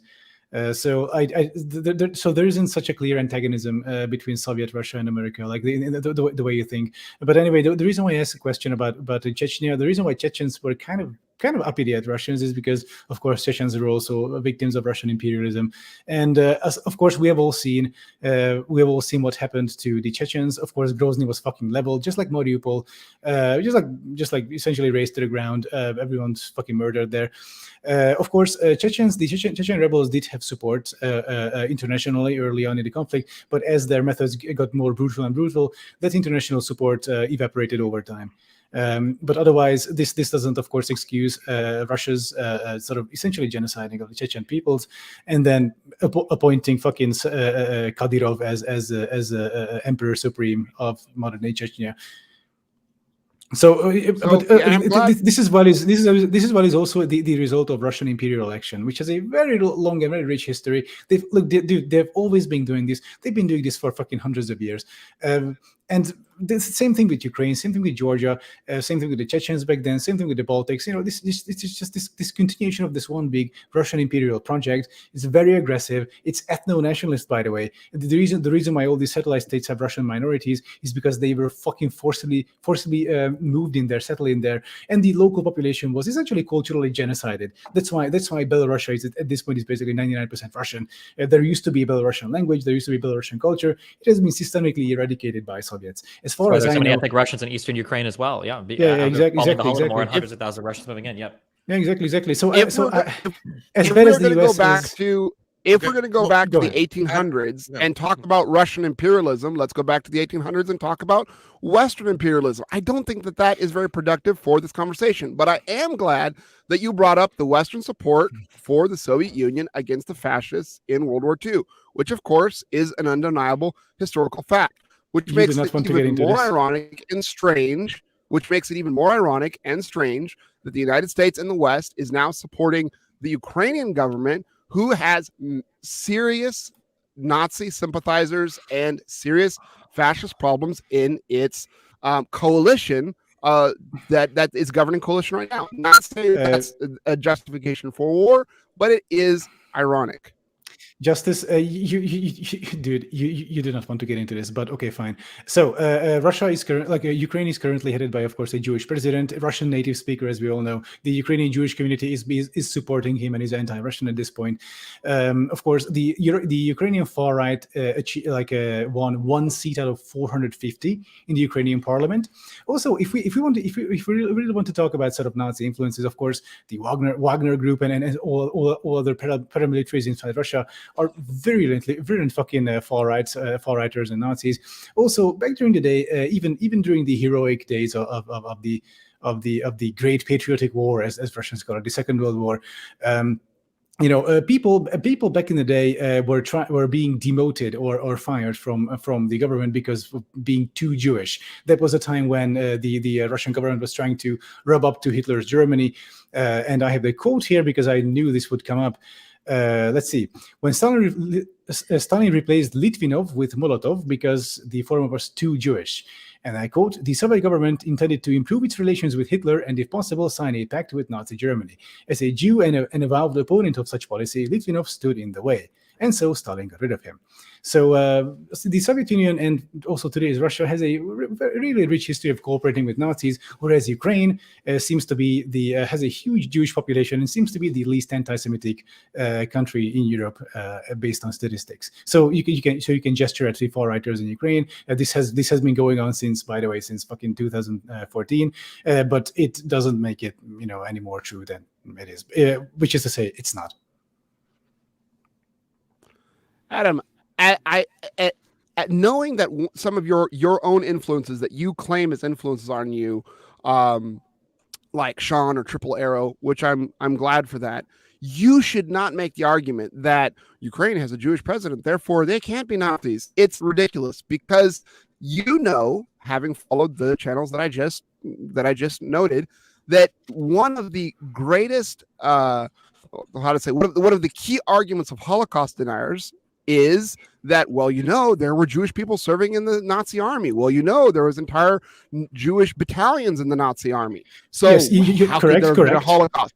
So that is I agree. seriously infantile argument to make. And I agree with you. And I agree with you that because, of course, if I only base my argument on like, oh, hey, look, Ukraine can be far right. Look, Zelensky is Jewish. That would be like me saying, oh, look, there's no racism in America. Obama is black. Yeah. However, if I didn't just notice how I didn't just base my argument on like, hey, look, Jewish president, BTFO, got him. No, there's a whole range of other factors that I brought out. Zelensky being a Russian native speaker, Jewish president is just being one of them, right? I don't think you want to bring this up that much because Sergei Lavrov just came out and said that even though Zelensky is Jewish, Hitler also has some Jew in him, so that's why Zelensky's a Nazi or something to that effect. So careful with what you say because the chances are Russian propaganda has already tried to bullshit its way into our zeitgeist with it. So.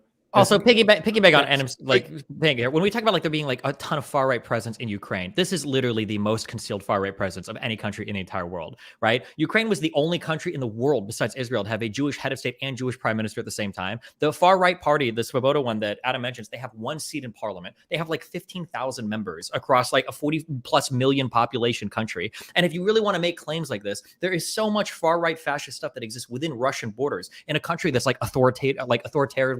authoritarianly controlled that has to run at the behest of Putin. When you talk about the Wagner group, nobody seems to bring that up. When you talk about the Russian imperial movement that literally sponsors foreign terrorists that have done attacks in other countries like Sweden, the idea that if you really truly care about some fascist or far right element existing, and then you've got to go to Ukraine and get a fucking magnifying glass out to find out which one of 900 people might have an SS tattoo on them and say, look, you've got a huge problem in Ukraine when every single military in the world probably has some far right people in it. I think it overplays any fascist element that exists in Ukraine. And I think it underplays dramatically any fascist or far-right element that exists in Russia. It just uses a simple small screen to response to Adam and Destiny real quick here. First of all, claiming that Zelensky is Jewish and talking about the Jewish influence here is again, it's smoke and mirrors. And of course, I'm not saying that that's the only thing that's the only thing you said. You also said, well, the Soviet Union were also racist, and the current Russian also have fascist elements. And to that, I would say Russia fought a devastating war against fascism, and they learned their lesson. And they've been trying very systematically ever since then to not go back to not have anything to do with fascist ideologies in their country. Are there fascists in Russia? Are there fascist groups? Yes. To compare them to the problems that we have with fascist groups in Ukraine is absurd. Why did Minsk II not get implemented? Zelensky goes to the DNR and the LNR front lines and says, guys, do his Azov brigade and the different fascist militias that are actually the spearhead of that fight, and says we need to implement Minsk 2. We agreed to it. It's a good thing. Good for Zelensky. He's doing the right thing. And his fascist war dogs said, basically, pound dirt. We are going to retake these territories. We're going to push the Russians out. We're going to reassert our influence over this. And Kiev has nothing to say to us about that. If you can show me a far-right fascist military group in Russia that has thousands of members and is fostering an ongoing hot war in its borderlands, I'll agree with you. Otherwise, Wagner Group is in Ukraine. Also, by the way, and then also real quick, when we talk about like the fascism between Russia and Ukraine isn't comparable, I do agree with that. Russia undeniably operates like as a fascist country. I don't see Ukraine doing it. Like when you're literally making the arguments that there is an ethnic people that exists in another country, so I need to go into that country to defend them violently and break away states. That is pretty fascist. You have your authoritarianism, you've got your ultranationalism, and you're using it with ethnic like roots. Like I don't know how much more fascist you could possibly get. And everybody always cites like the Minsk agreements in terms of like the they didn't work, and different sides get blamed on it. I have never seen anybody credibly talk about these agreements being implemented and actually working appropriately. Like the fighting constantly raged on. Nobody had any idea. Like they argued both sides about what was going to happen with the Donetsk International Airport. The DPR themselves literally said that like, you know what? Fuck that. We're still going to fight here. You know, you guys can do the rest of the stuff. Ukraine wasn't happy, obviously, with the outcome of that. The idea that there was like one side that was consistently breaking these agreements is just not true. Like these were a shit show from the start to the end. The second accords had the same problem with the first. And I don't think you can point to like the collapse of these agreements as just like Zelensky being war hungry over what was going on. Zelensky wasn't in No, power I'm back pointing then, it. by the way. I'm pointing. Also, just to put a ribbon on I'm it. pointing to the collapse of the Minsk II agreements, not as Zelensky being war hungry. He wasn't, but of him not having control over his far right militias. Wait, Minsk II was actually, I think Minsk II was broken by separatists launching an offensive on, I believe, Avdiivka in the Donetsk region. Anyway, feel free to look it up. What I wanted to actually harken back to, since we're almost out of time for the debate section, just to put a nice little ribbon on it. When we talk about like heroic Russian anti-fascism, everyone just feel free to Google the German Soviet Axis talks. This is more of that realpolitik for us. When Soviets tried to ally with the Nazis and then carve off sphere of influence around the world, which didn't happen only because Hitler was too greedy in the end, or either Stalin, one of the two. But anyway, heroic Russian anti-fascism has been funny enough, a far-right nationalist myth in Russia used to drum up nationalistic fervor. Otherwise, it's complete bullshit. The Russian military was not as great as they say. Without substantial U.S. support, it wouldn't have won the Second World War that easily, at least. And also, in the beginning, it tried to ally with the Nazis pretty overtly. So, Russia paid the price of 27 million of its people for that mistake, and they have recognized that ever since then. So to bring up past errors that they paid for in blood, 27 million people. Okay. Well, I'm sorry to cut this off, but the debate portion has ended. We're completely out on the clock. So I just wanted to make sure that Kaz could gain hold of the Q&A section where people like to make questions and stuff, right? That's what we're going into now, Kaz? Yep. Okay. Thank you, Dylan. Really appreciate that. I want to let you know, guys, if you have a question for one of tonight's debaters, please go ahead and send it. Super chats will be going to 100% of them will be going to the charity for tonight's cause, which is Creutzfeldt-Jakob syndrome. So please go ahead and send super chats if you would like.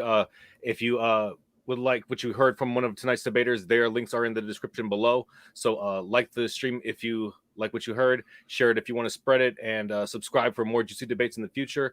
And again, we ask that you keep it civil, attack the argument and not the person, as the insults will not be read. So we're going to go ahead and kick it into the open the Q&A now. So I'm going to go ahead and ask the first question, and that comes from Ezekiel Bread, and he says, "Can you say Obama?"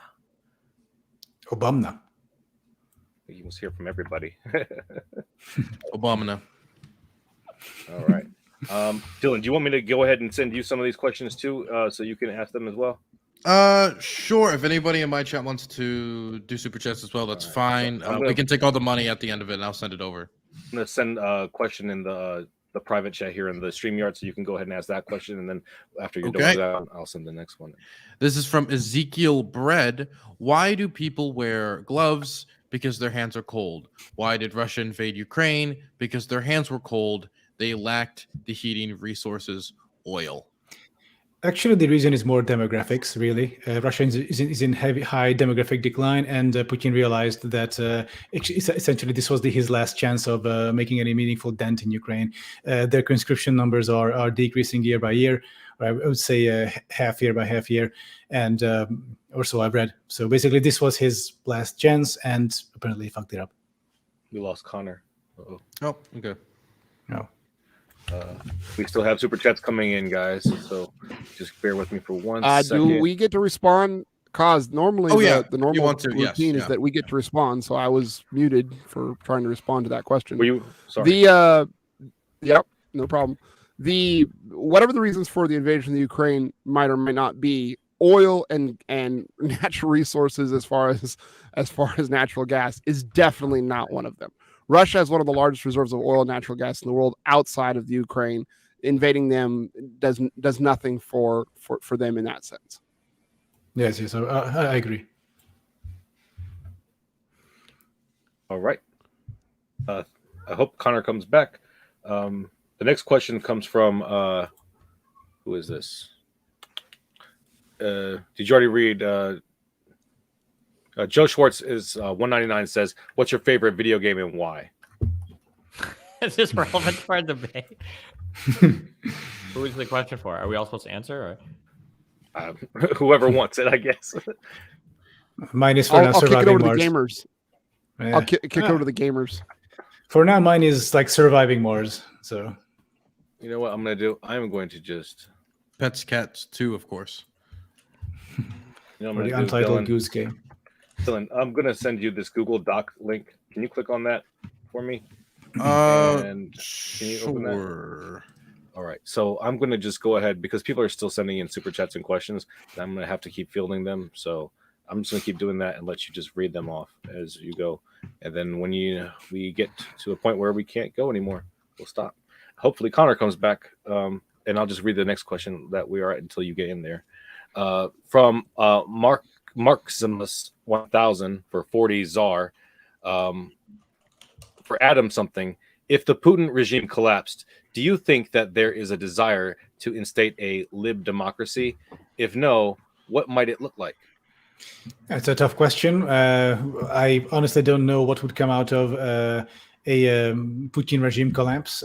Might be civil war, might be some other clique, some other oligarchical clique taking over. I would say if the Putin regime does collapse, I would intuitively reason that it would be just another sort of Silovik, another oligarchical clan taking over power, which at that point will be perhaps more amicable towards the West, because all these people care about is money and power, and that's where the money comes from, the West. Gotcha. Are you in there yet, Dylan? Yep, sure. From Mr. Saxokit, he says, with quotation marks, "You see, in 2008, NPC music intensifies." You see from 2008? Is that what it was? Yes. Okay. Yeah. Do you want to do the next one, or should I do the next one? Go ahead. I'm I just have trying to no figure out idea where what we they're are. talking about. From I think Maximus or Czar, one of the two. Is there any analogy to be had between the policy of appeasement with Germany during World War II and the global community response to the Putin regime? I mean, I would say that like this. I think it's very weird to say like Ukraine isn't allowed to join NATO because that will provoke Russia, when like there is no aggression towards Russia, there is no attacking towards Russia, and there's not any future. There's no plans for NATO to start bombing or attacking Russia. It feels like appeasement that Ukraine isn't allowed to make decisions about the future of their country and the future of their security because they have to be a slave to Russian interests. Okay. I've got a bunch of super chats rolling quick on here, my I'll side jump- now. Oh, sure. Jump in on that.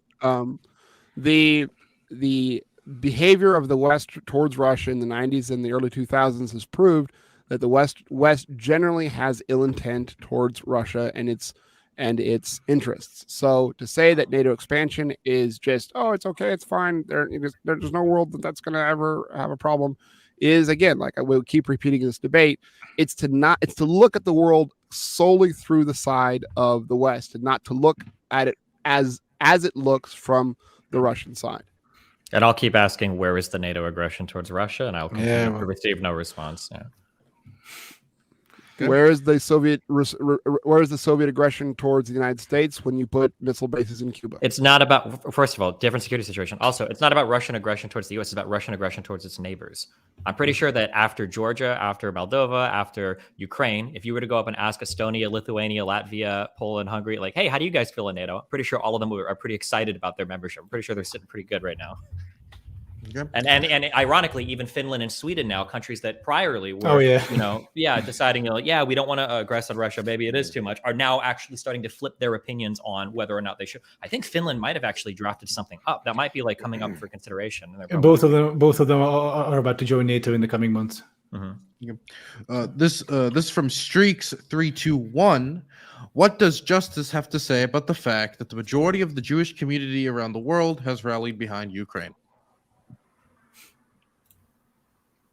That was breaking up. Something about the Jewish community.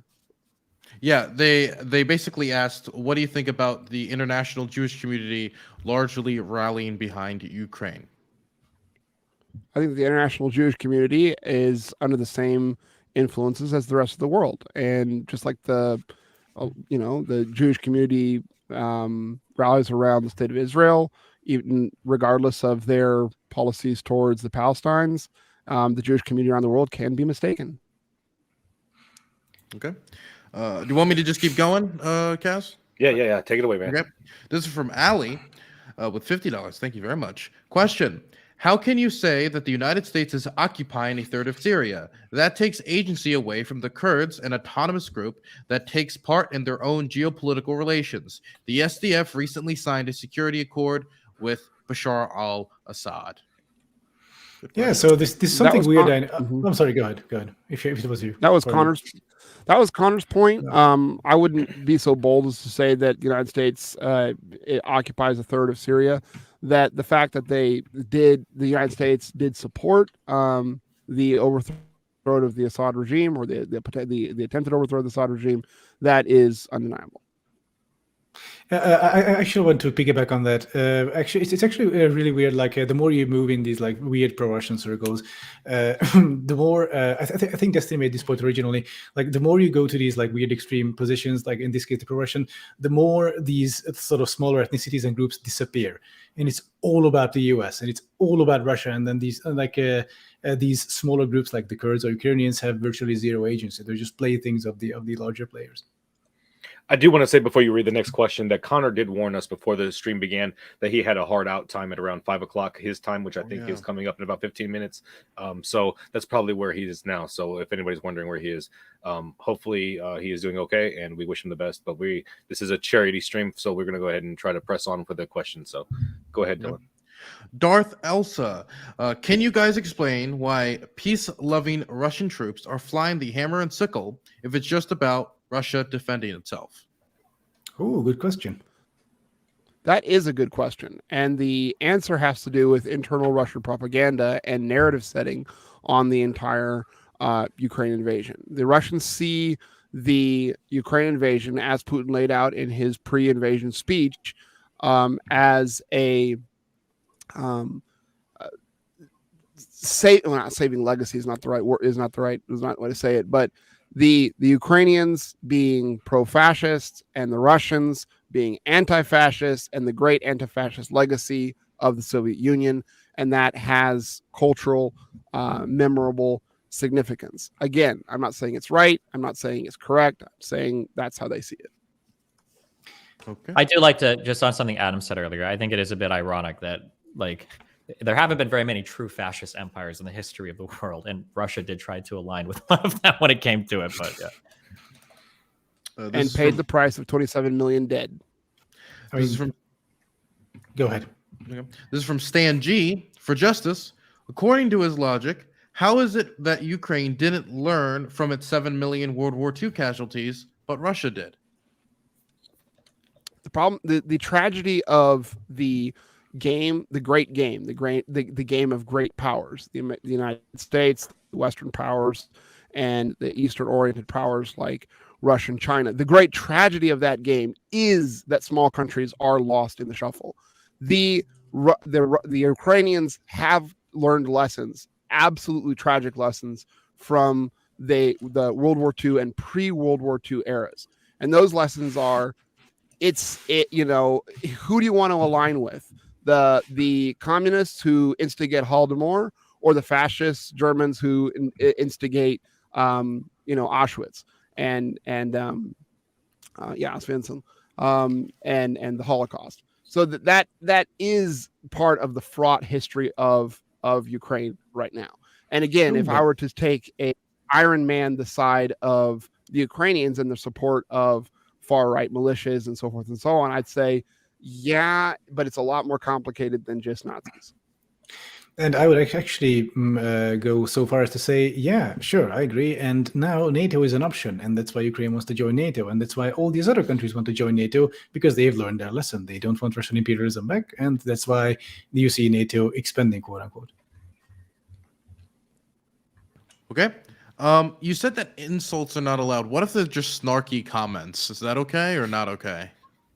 I know which one you're talking about. I think that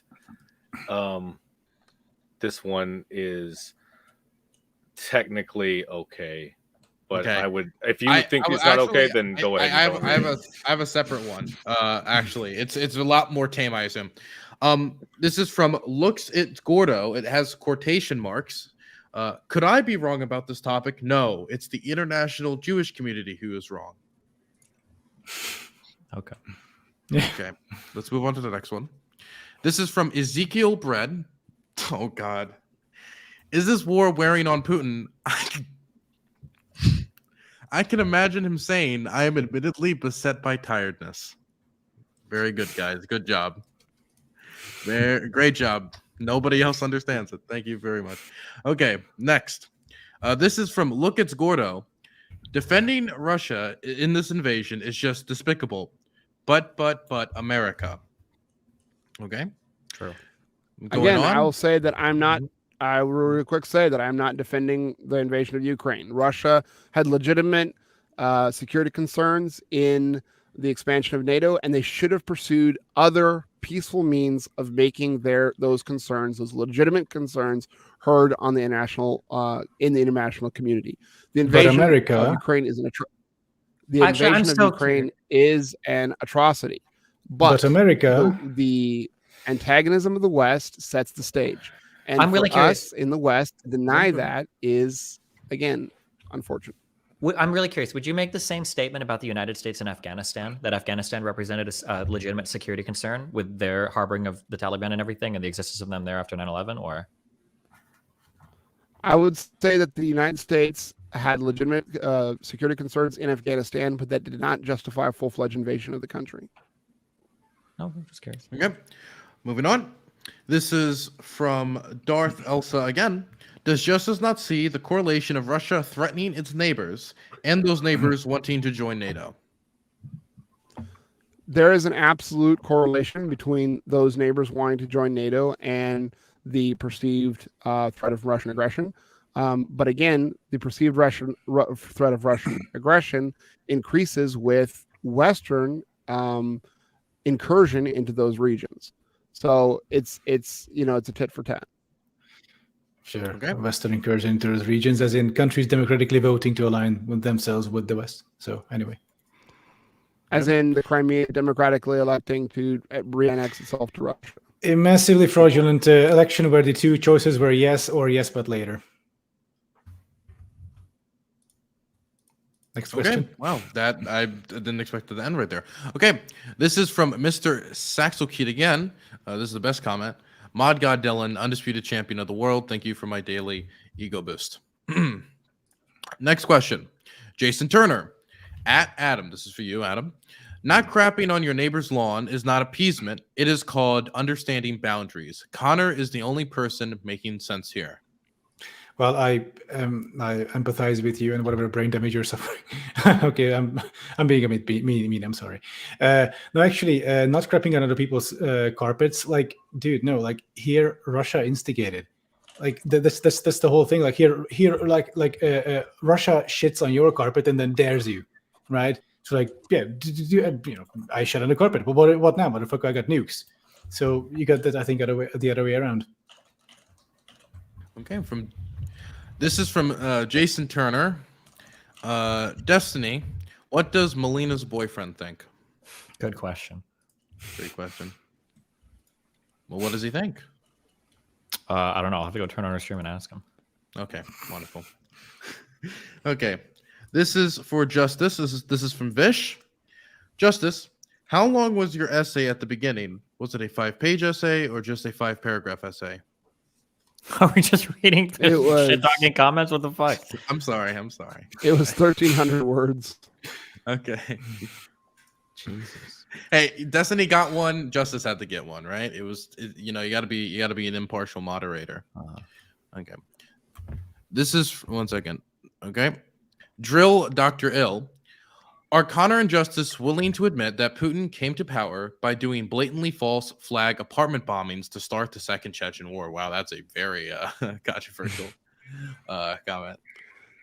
As soon as the people in the United States are willing to admit that George W. Bush stayed in power in his second term using false flag attacks on 9/11. But wait, first of all, the whataboutism into the 9/11 trutherism, that was a brave turn. We just like pivoted like 3 times. Like, so that was insane. I actually respect the fuck out of that answer. That's okay. Okay, then I guess we're just moving on.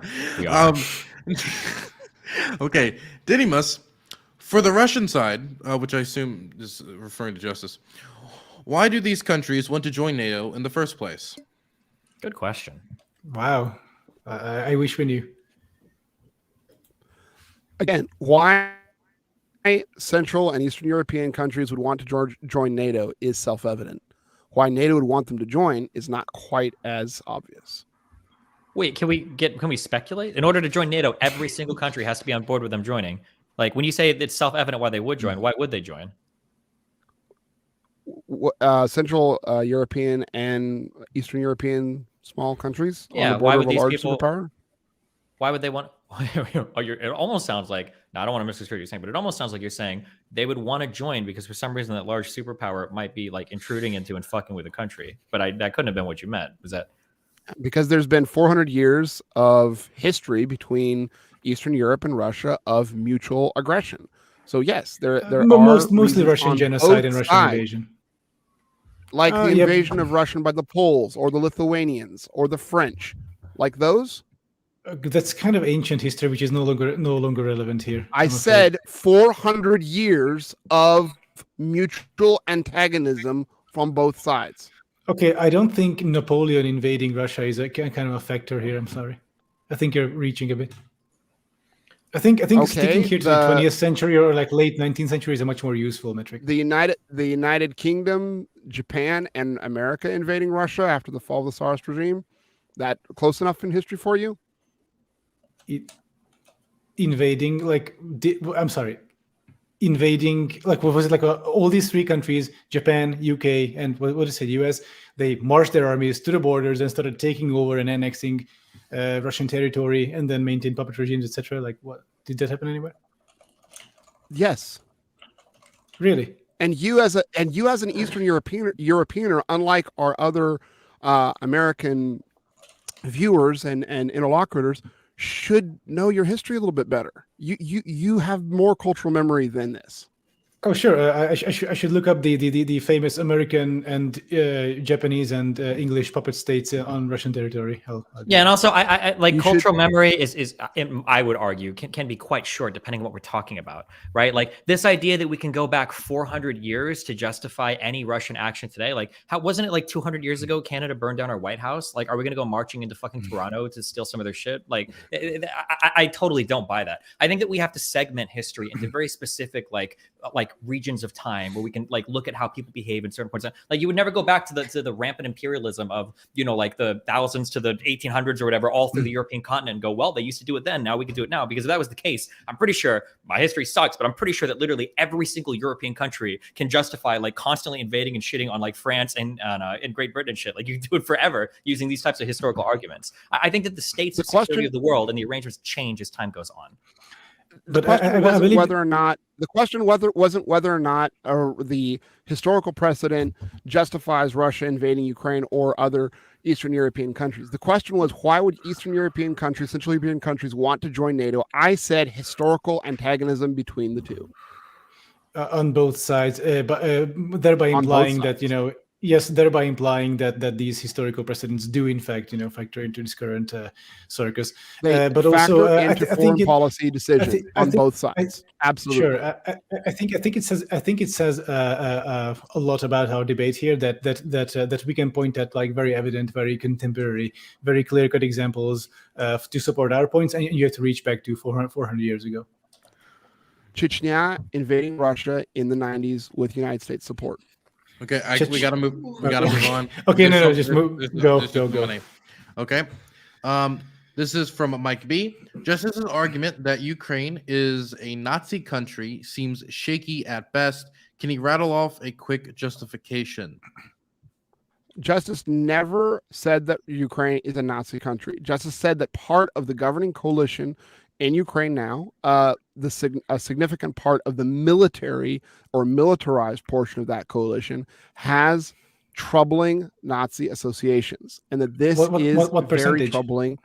How big of a part? This is very troubling in the Russian context. They're trying to when they're trying to assess foreign policy risks and set agendas. So it is an issue. It's not the issue. And it's definitely not saying that Ukraine is a Nazi regime. I never said that, and I would not support that. Sure, but like, okay, first off, yeah, I bet Russia is worried that like they might get some like, you know, competition in the Nazi shit. But otherwise, like, I really want to know this because I want to know, honestly. I never ever get a clear answer to this from like pro-Russian people. What percentage or what portion of the Ukrainian military is Nazi? And it doesn't even have to be exact, like just like a ballpark. Are we saying 50%? Are we saying like 0.1%, like ballpark? We're talking about in the order around 10%. No, around 10%. They have 200,000 active military personnel. So the whole Svoboda party has 1,500 members, but there are, you know, more members than that. The Ukrainian army has, the Ukrainian securities forces, the Ukrainian army has somewhere around 200,000 active members. And the combined overtly Nazi militias are somewhere around 16,000, just under 10%. Who are the avowed? First of all, I don't think they technically have like paramilitary militias anymore, right? They were all incorporated in 2014 into the armed services proper. But aside from the Azov battalion, are there other like prominent, like that used to be huge militias that are all like Nazis? Or what are we defining as Nazi here? Yeah, you might want to back that up with the source. Or I don't even be that mean. I'm just curious, like who are you referring to? Like, yeah, I don't have the links like right under my hands to send into the chat, but look into it. Look into the overt Nazi fascist militias that have been very active in the Donbass region since 2014. No, they were not on the Russian side, definitely. They were not all incorporated into the Ukrainian military. And again, this is not a major point that I'm trying to rest on. I'm simply saying that seems like taking into consideration the incursion of Chechen rebels into Russia in the 90s and how devastating and terrible that was. When you have proto-Nazi groups on your borders, it's, you know, troubling. Sure, just real quick. This is about the U.S., so it'll be intuitive. So ISIS, I believe we can agree that ISIS exists or existed in its peak form due to foreign meddling, due to U.S. invasion, right? Because same, I would say to some extent, same with the Taliban, because foreign invasions give this sort of major boost to these like far right crazies in all countries. So if Russia is worried about Ukrainian Nazis from a realpolitik perspective, wouldn't it make sense not to invade, because that just tends to galvanize far right people and like tends to give a huge boost to these far right militias? Adam, It seems to me that Russia was you worried asked a about question, I'm answering. You asked a question, I'm answering. You asked a question, go I'm ahead, answering. please. Go ahead. It seems to me that you and our viewers are confusing pro-peace position and pro-Russian. I again started my opening comments with the invasion of Ukraine is an unjustified aggression. And it's a tragedy, and I condemn it, and I'm risking prison time by condemning it inside of Russia. I am not pro-war in this situation, but to be not pro-war and to say at the same time that I see a history of antagonism that has brought us to this point are two different things. So this is the thing that would it be better for Russia to have not invaded Ukraine? Absolutely, without question. Sure, but here the pro-peace position is the pro. Anyway, sorry, Dylan, go ahead. No, this comment's much more important, Adam. This is from Kasim. Adam, nothing but lies. Why are you running from Haas and Jackson on this topic? You lied and they backed out. The DMs prove otherwise. Oh, that's so funny. Like, the originally we were supposed to debate. I think the like infrared and Hinky.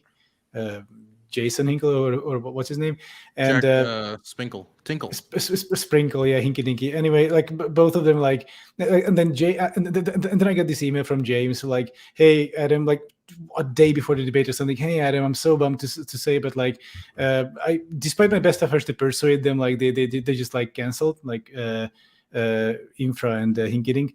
And it's like, okay, well, and then I started getting these like screenshots of them. Afterwards I made a YouTube post without like a community post without ever mentioning them. Like, dude, like, am I really that scared? Like, how come these dumbasses like won't debate me? And then like I started getting these like screenshots of them just like malding on Twitter that like it was actually me who canceled, which is not true. Hey, Infra Hinkydink, if you want to debate about Ukraine, I'm fully open to it. Just don't bitch out next time, okay? Okay. Also beta. Next is from Branchy Moore. I'm just going to call Branchy Moore. Will Justus and Connor, sadly Connor's not here, tell us their take on the Russian invasion of Afghanistan? That the war did much more damage in the 10 years than America's war in 20, killed up to 2 million and displaced millions more. Ooh. There was no Russian invasion of Afghanistan. You should look at your history a little bit better. Soviet invasion, yeah, that's what they meant. Oh, Soviet invasion. So yes, there was a Soviet invasion of Afghanistan, and I condemned just to put you back on track. And just as I condemned the United States invasion of Afghanistan, the United States of Iraq, and the other United States invasions, for peace. Fantastic. The next question is Adam. What is the reason that the Baltics joined NATO? I don't know. Jesus, maybe it's because like Russia was like too friendly, and they were like, I don't know, just like afraid of like Russia's love and friendship that they bestow on their neighboring countries. I don't know. I think I just need to look into it. Next one. This is from Alex Paris Lobel. This is for Justus. It says Justus and Adam, but I think this is more directed towards Justus. Could you elaborate on how modern Russia is/isn't a fascist state? No, quoting, it learned from its mistakes. All right. I would say go find a good definition of a fascist state before you throw those allegations around. Sure. Why Russia is fascist? So it has used ethno-nationalist propaganda and ethno-nationalist talking points to justify the invasions of Ukraine and also all other countries. When invading Ukraine on the eve of the invasion, Putin essentially made a blood and soil speech where he justified the invasion based on ethnic terms. just like Hitler did with the Sudeten and etc. etc. Also in Russia, there's this rabid state-sponsored nationalism across the country.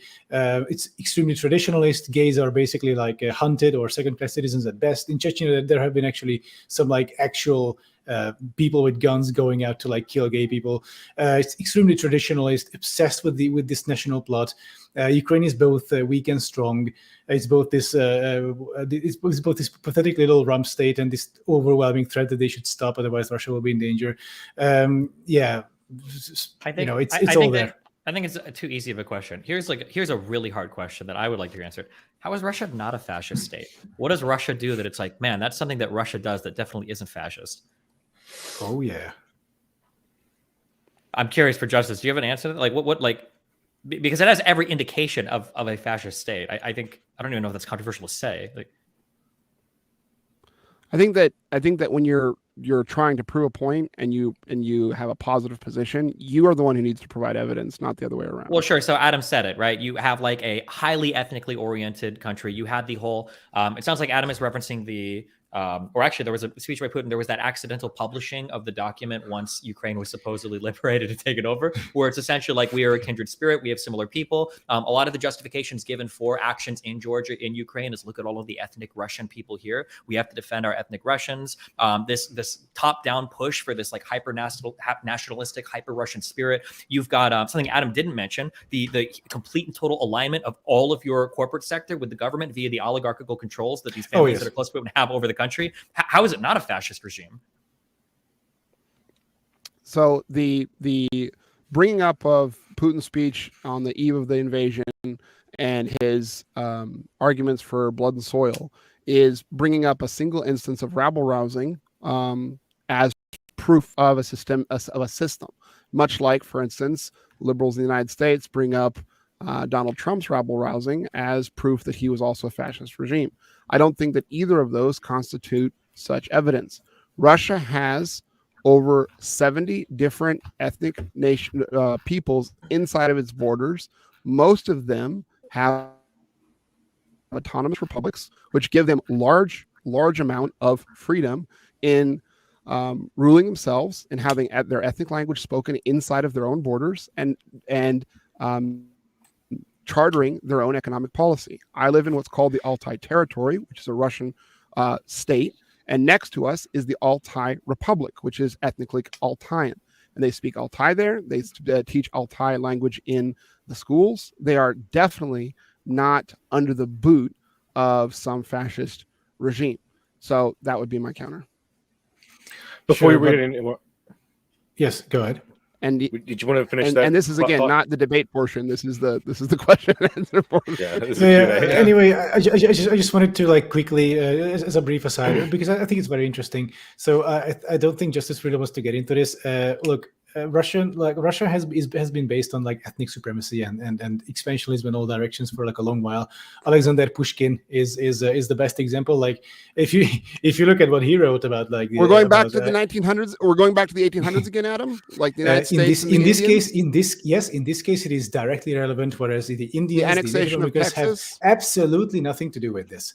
Whereas we're talking about Russia now, and the fact that Pushkin was compare apples to apples. Compare 1800. Compare 1800 America to 1800 Russia. That's all. We're not talking about America. We are not talking about America right now. Just okay. These look. These whataboutisms. Like who are you even trying to? If a historic argument that Pushkin provides context for current Russian imperialism, then a historic argument for manifest destiny is a argument for current American imperialist ambitions. They are analogous. Got me. Damn. Okay. Let me just say before you guys continue, I just want to let everybody know in the chat that we are going a little extra long on the Q&A tonight because this is a charity event. We're donating 100% of the super chats to Creutzfeldt-Jakob syndrome. So that's why our gracious interlocutors have agreed to stay behind and take your questions a little bit longer. But I'm going to go ahead and issue a warning at this point now. The last super chat was from Cup of Tea. So at this point, any more super chats, I'm not going to try to push to get those read. I mean, if we go on and the interlocutors do want to stay and read more, that's fine. But at this point, I'm not going to try to. So like that last one that just came in, yeah, that's not going to be necessarily going to get read. So I'm just letting you guys know that. And any of the questions that were sent that weren't super chats, I'm sorry, but we probably won't have time to read those tonight. Okay. So with that, go ahead. Well, one thing, I still have like 4 or 5 from my chat that were donated before that. Is it okay if I shove them in somehow? Yeah. Go ahead. Fantastic. Let me go to the next one for Destiny and Adam. This is from Victor. Do you think the West may have not provoked Russia, but didn't de-escalate aggressively enough? They clarify that they're just playing devil's advocate.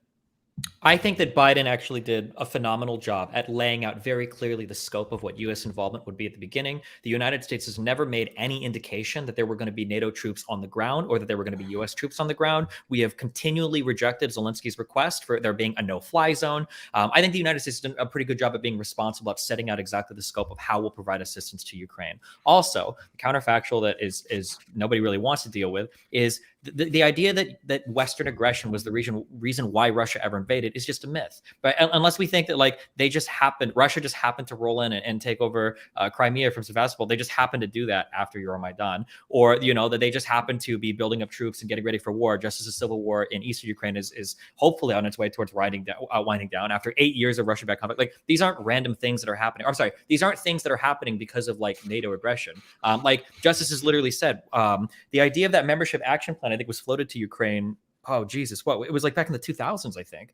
Like this has been a conversation topic for a long time. 2008, I think. 2008. Yeah. The idea that this was the same war that they went to, the same year they went to war with Georgia. The idea that this happened in response to a NATO plan is just not true. It was very clearly happening because Russia didn't have the control that it wanted over Ukraine, and it wanted to punish Ukraine for rejecting, whether it was their economic policies or further on, because it was rejecting the breakaway parts of the 2 states to the east. I mean, so far, like all the West has done is like try to de-escalate somehow while also keeping Ukraine alive. Like this is the balancing act, right? Like don't let Ukraine lose. I'm sorry, don't let Ukraine lose, and also don't step over the line of like NATO engagement with Russia, because that might just lead to nuclear war. And if you take a very narrow view of this from like February 10th. Of 2022, then yes, this is correct.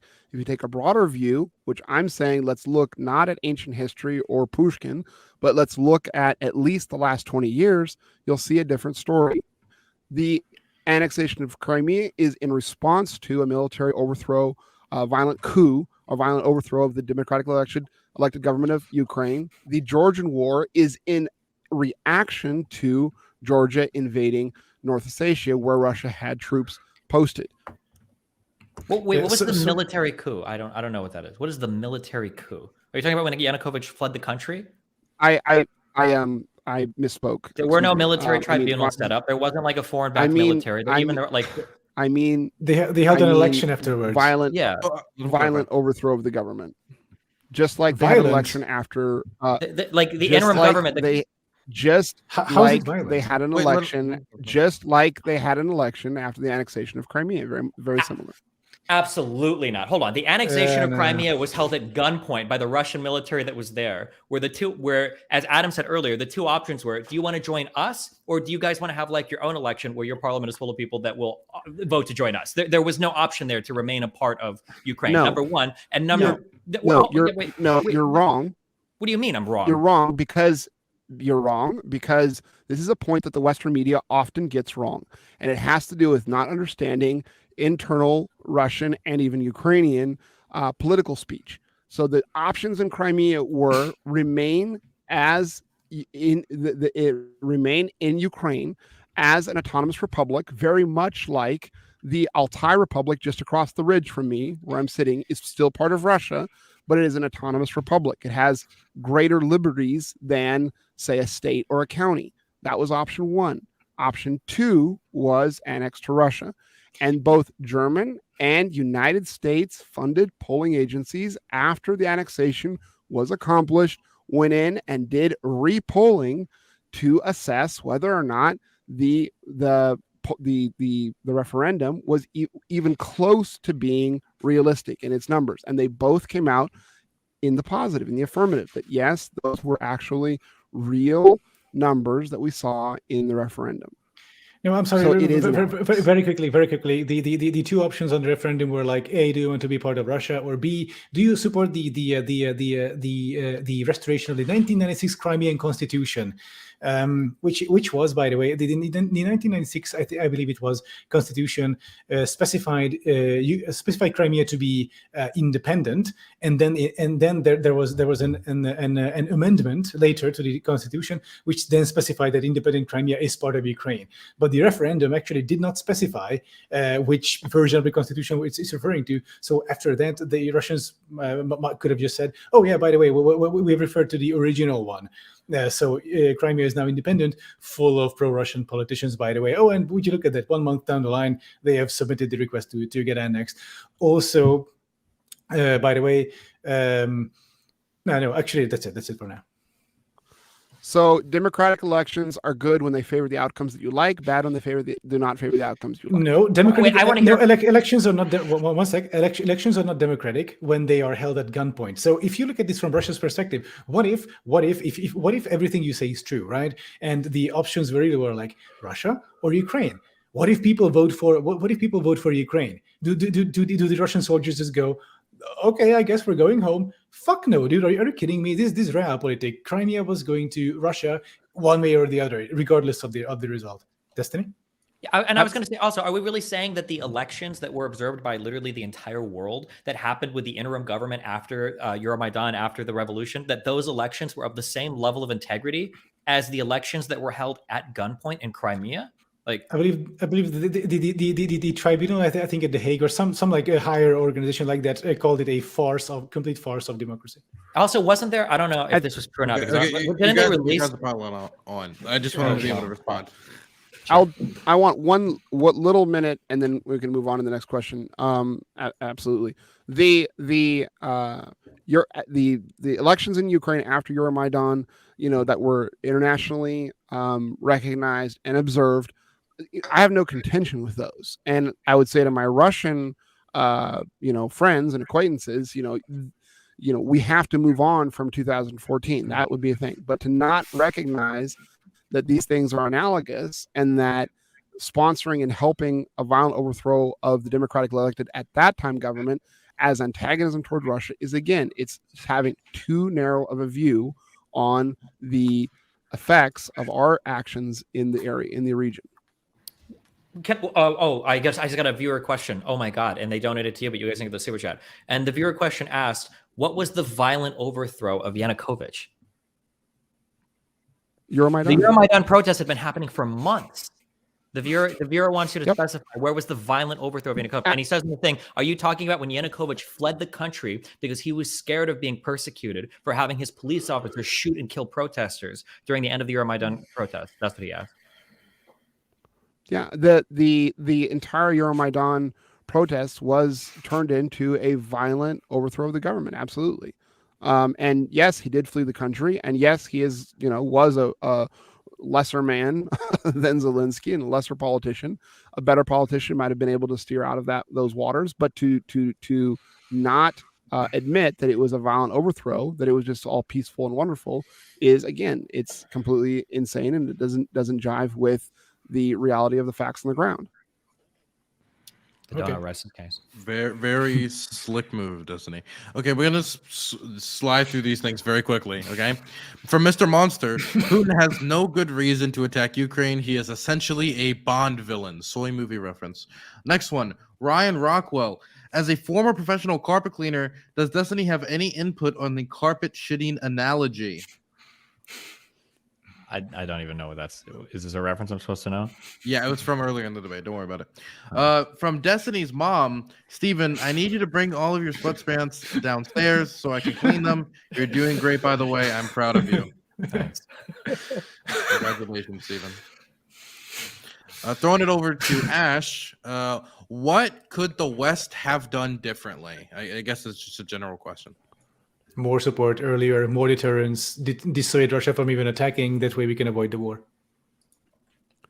not expand NATO in 1997, 1988, 1999, and further, and promote a Central European, Eastern European security environment, modeled much like after Austria in the post-World War II era. Okay. For the pro-Russian side, I assume he just means Justus. If this is from Pro-peace.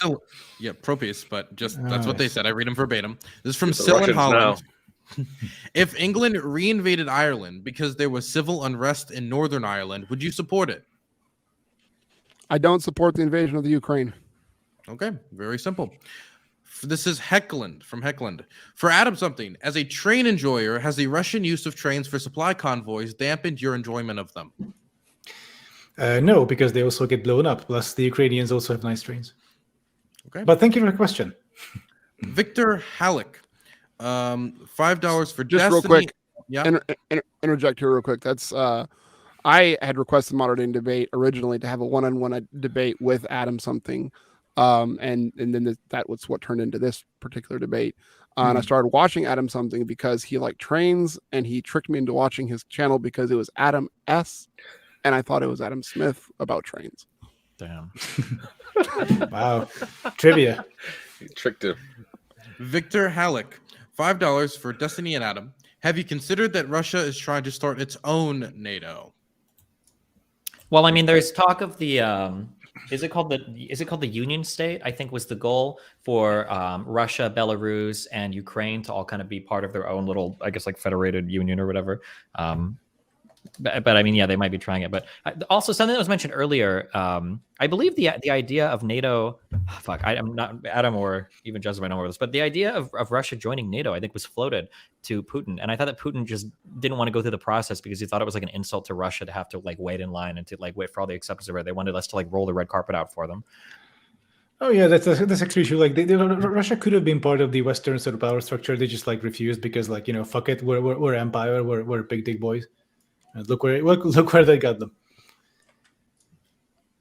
Not true. Russia in the late 90s and the early 2000s several times made overtures to the West about Russia being part of NATO, and they were flatly denied.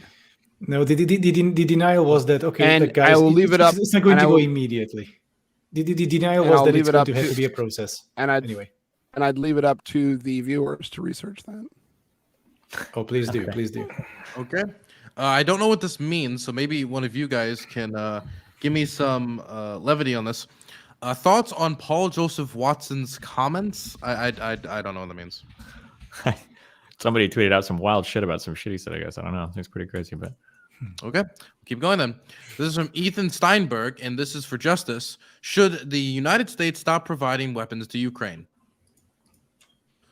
Question of whether or not the United States should be currently providing weapons to the Ukraine is a little bit like the question of whether or not the United States should enter World War II after the Nazi Germany has taken over all of Europe or most of Europe and has invaded the Soviet Union. The question isn't what we should or shouldn't be doing now.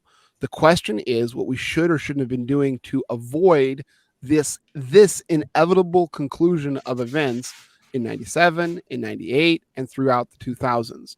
Our own foreign policy establishment warned us in 97, 98, 99, when Clinton was beginning to escalate or expand NATO, that this was what was going to happen. The same foreign policy establishment that helped us win the Cold War warned the Clinton administration that this was the inevitable result of NATO expansion. So, should the West help Ukraine? And again, I'm putting myself into some pretty dangerous position here, but trying to answer this honestly. But should the West help the Ukraine rebuff the Russian invasion? At this point in the game, I don't think there's any other option. We should look for exits. We should try to find overtures for peace. But of course, you don't want a land war in Europe, obviously. Like that's. But on the same time, this is what my whole point is. Let's look at the broader picture and look at what led to this, not just looking at this. Again, it's the question of should we have tried? Should the Treaty of Versailles have been different? And might that have helped mitigate the World War II or not allow for it, as opposed to whether or not we should get involved in World War II? Yeah, careful with the answers. I hear in fascist countries there's a risk that you might go to jail if you say the wrong things on air. So, next question. I missed that. Was that a question, Adam? There was breaking up. No. Nothing. Irrelevant. Next question. This is from Ki. What are your thoughts on Western generals like Mr. George Bush and Mr. Gurl's imperialist actions against Russia? I think that's for Justus. It was Mr. George Bush, girls, something breaking up. Oh, sorry. Okay, let me say that It's again. a dumb meme question. Go to the next one. Okay, got it. Okay. Next question. A little off topic. This is from Vish. But what do you all think this could mean for China and Taiwan?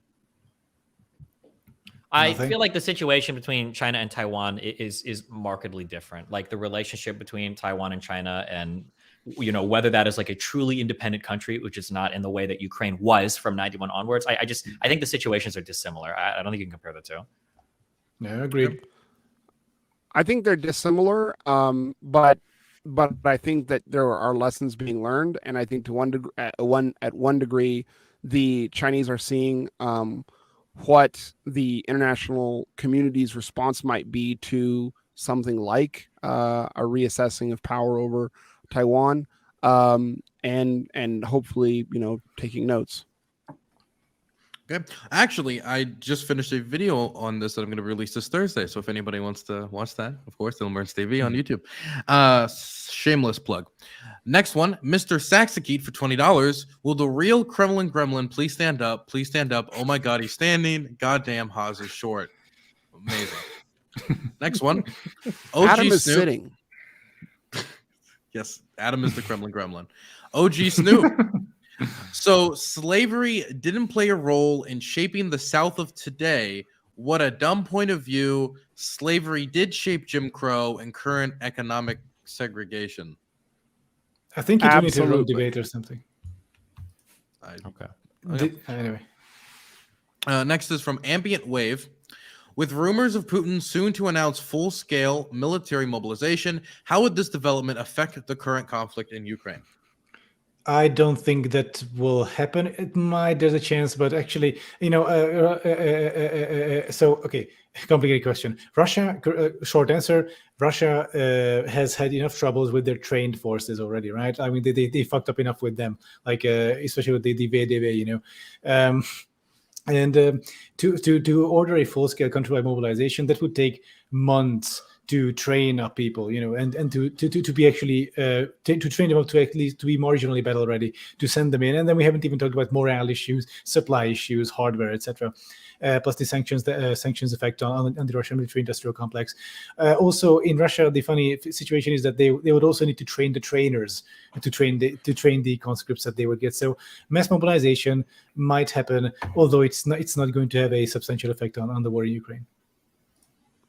AdamSomething likes to point out Russian ineptitude in the Ukraine and likes to make funny posts about Russian equipment looking funny, and that's how they're losing. There's so much of it. But the reality is that Russia, in its invasion of Ukraine, has made the mistake that large countries often make when they do not assess their opponent correctly, much like the United States North in the Civil War, where they thought they would have the war over in 2 or 3 weeks, and it took 4 to 5 years. So will Russia declare war on Ukraine? There are both pros and cons of that.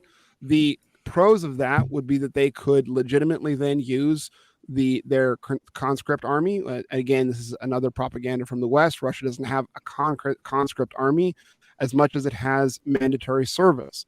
And part of the law around mandatory service is that you cannot use the people who are the men who are in the army for mandatory service in wars that are outside of Russia's borders. So there's definitely a pro argument to declaring war so you can use the vast majority of the reserves to advance the war in the Ukraine. That is the pro. The con is that would go against the particular propagandistic narrative that is in Russia right now, which is this is not a war. This is an internal conflict between brother nations, and this is a special military operation, and it's just tactical. That would totally belie that narrative, and so there's definitely a con to doing that. I definitely, of course, as the pro-peace party in this debate, hope that Russia does not declare war and does not use its conscript army. If the war drags out long enough, Russia will win. It is unless the Western powers actually put troops on the ground, which then we'll have a lot of other things to worry about than whether Ukraine will fall or not. Well, I guess we'll see. Okay. This next one is from Gambi. This is 100 Czech krona, which either is a lot of money or not a lot of money. I have about $4. Amazing. For the pro-Russia side, which I assume means you, are we supposed to believe Russia is intervening to prevent fascism when the same lie was used before by the Soviet Union to justify its invasion of Hungary and Czechoslovakia? Russia has legitimate history issues with fascism, and so it's an absolutely ready-made propaganda piece when you have fascist militias doing war on your borders. Like it's ready-made. So of course that's part of the propaganda. No, Russia did not invade Ukraine to stop fascist brigades. It's part of the propaganda. It's part of the narrative. And it's part of the whole issue that you have to take into consideration. The main reasons for the invasion of the Ukraine was legitimate security concerns, advancement of NATO, Western orienting countries in the buffer zone around Russia. That is the issue. Okay. The next question is, this is from a Ukrainian, Stanji. Justus, you are simply wrong. All battalions were either disbanded or integrated into the Ukrainian armed forces by 2017. I said I countered to Destinies in 2014. They were integrated. I said they were not integrated in 2014. Мой дорогой друг, я не прав. Я прав. Прости, что говорю на русском. Говорил бы на украинском, если мог. What? I kind of understood that. He called you a beta, Destiny. Going to the next one. This is from Streaks, $10. Can Justus comment on the Wagner Group, the Russian PMC group that is essentially an unofficial wing of the Russian military, whose leader is a confirmed neo-Nazi founder, I believe. I don't know if they're the current leader still. Being an pro-Russian ethnic nationalist is not the same as a historical neo-Nazi. That's A. But B, the Wagner Group and its reason is, like the entire war, unjustifiable. And Russia is playing with fire, with its own stuff. So this is absolutely, it's bad stuff. No good. Okay. Next one. Darth Else. Can I ask a personal question? To who? Yeah. Justice. Okay. I think a lot of people have seen like the tattoo, right? Like the with I have no tattoos. I'm a clean. No, not you. About the founder of the Wagner Group with the SS and the swastika with the Nazi eagle. What is that about? What a great question. That is a good question. But again, I would say that it's about. Wait a second. I was just not aware of that. I guess. So caught me flat-footed on that one. It's an ironic SS symbol. So there's a very famous photo of the leader of the Wagner Group with his shirt off, and you can see a swastika with a Nazi eagle and an SS tattoo. Maybe I've seen it like a million times. Maybe it's a fake, and I have not been made aware of it. But I've been Dylan.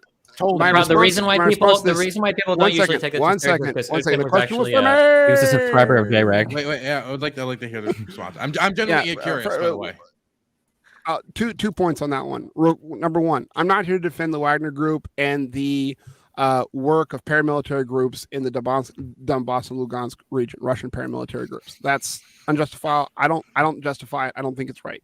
number one. Okay. So I'm not so familiar with their history and the exact political affiliations of that group. Although I am aware, I even had, unfortunately, acquaintances who went to fight in the Donbass and Lugansk region. So I'm at least to that degree familiar with the situation. Number two, it feels like you are definitely violating the neutrality of the platform by asking such questions. I'm sorry. I was just definitely curious. I did want to ask before if I could ask a question. I'm very sorry, but we can continue. This is from Darth Elsa again. Considering Russia has completely surrounded Mariupol, maybe the threat of the Azov Nazi super soldiers is exaggerated. We've kind of been over this like a million times. Can we just keep going? I think we can just keep going, right? Yeah, Okay. keep going. Okay. This is from Translucent Man. Isn't Russia to blame for the anti-Russian sentiment in many of the ex-Soviet countries? Does decades of subjugation of those nations and people not count as Russian provocation? Absolutely. And so Eastern European and Central European countries who want to be part of a security alliance or security regime of some kind that can keep them out of the militaristic influence of their largest neighbor is understandable. Never have I said that those motivations are not understandable. But again, we have to look at both sides of the motivational schema in order to make sense of the world and not repeat mistakes that cause more conflict and not less.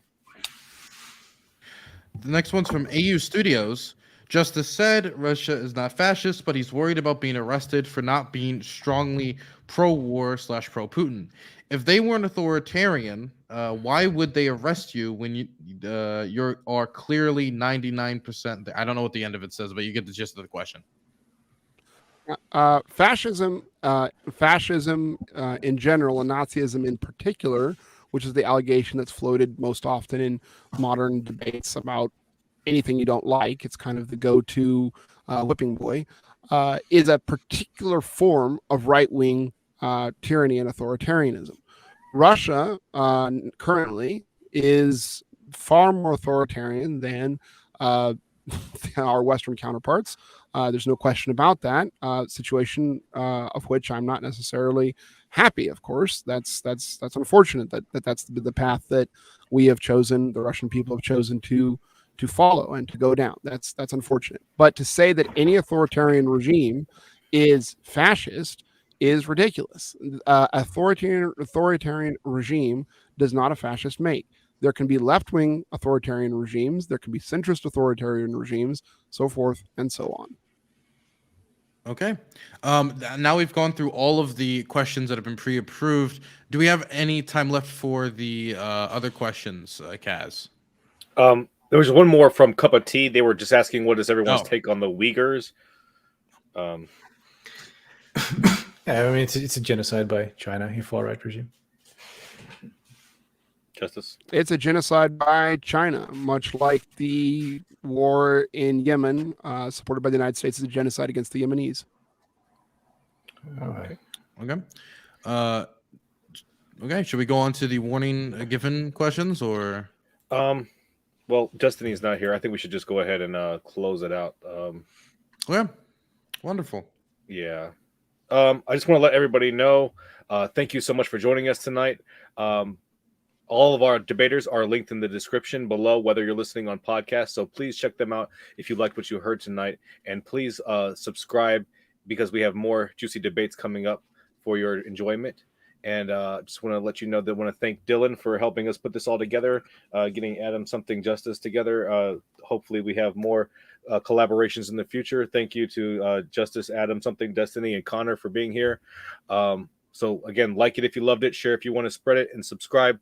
We have many more debates coming your way. Thank you. Have a great night. Keep sifting out the reasonable from the unreasonable. And have a great night, everybody. Fantastic. We're out of here. Good night, everyone. Wonderful. Thank you, guys, and best wishes to James. Nice job, Bye-bye. Justice, for hanging in there for the 2-on-1 at the end. Yeah. Yeah. Truly. All right. Okay. So thank you for watching.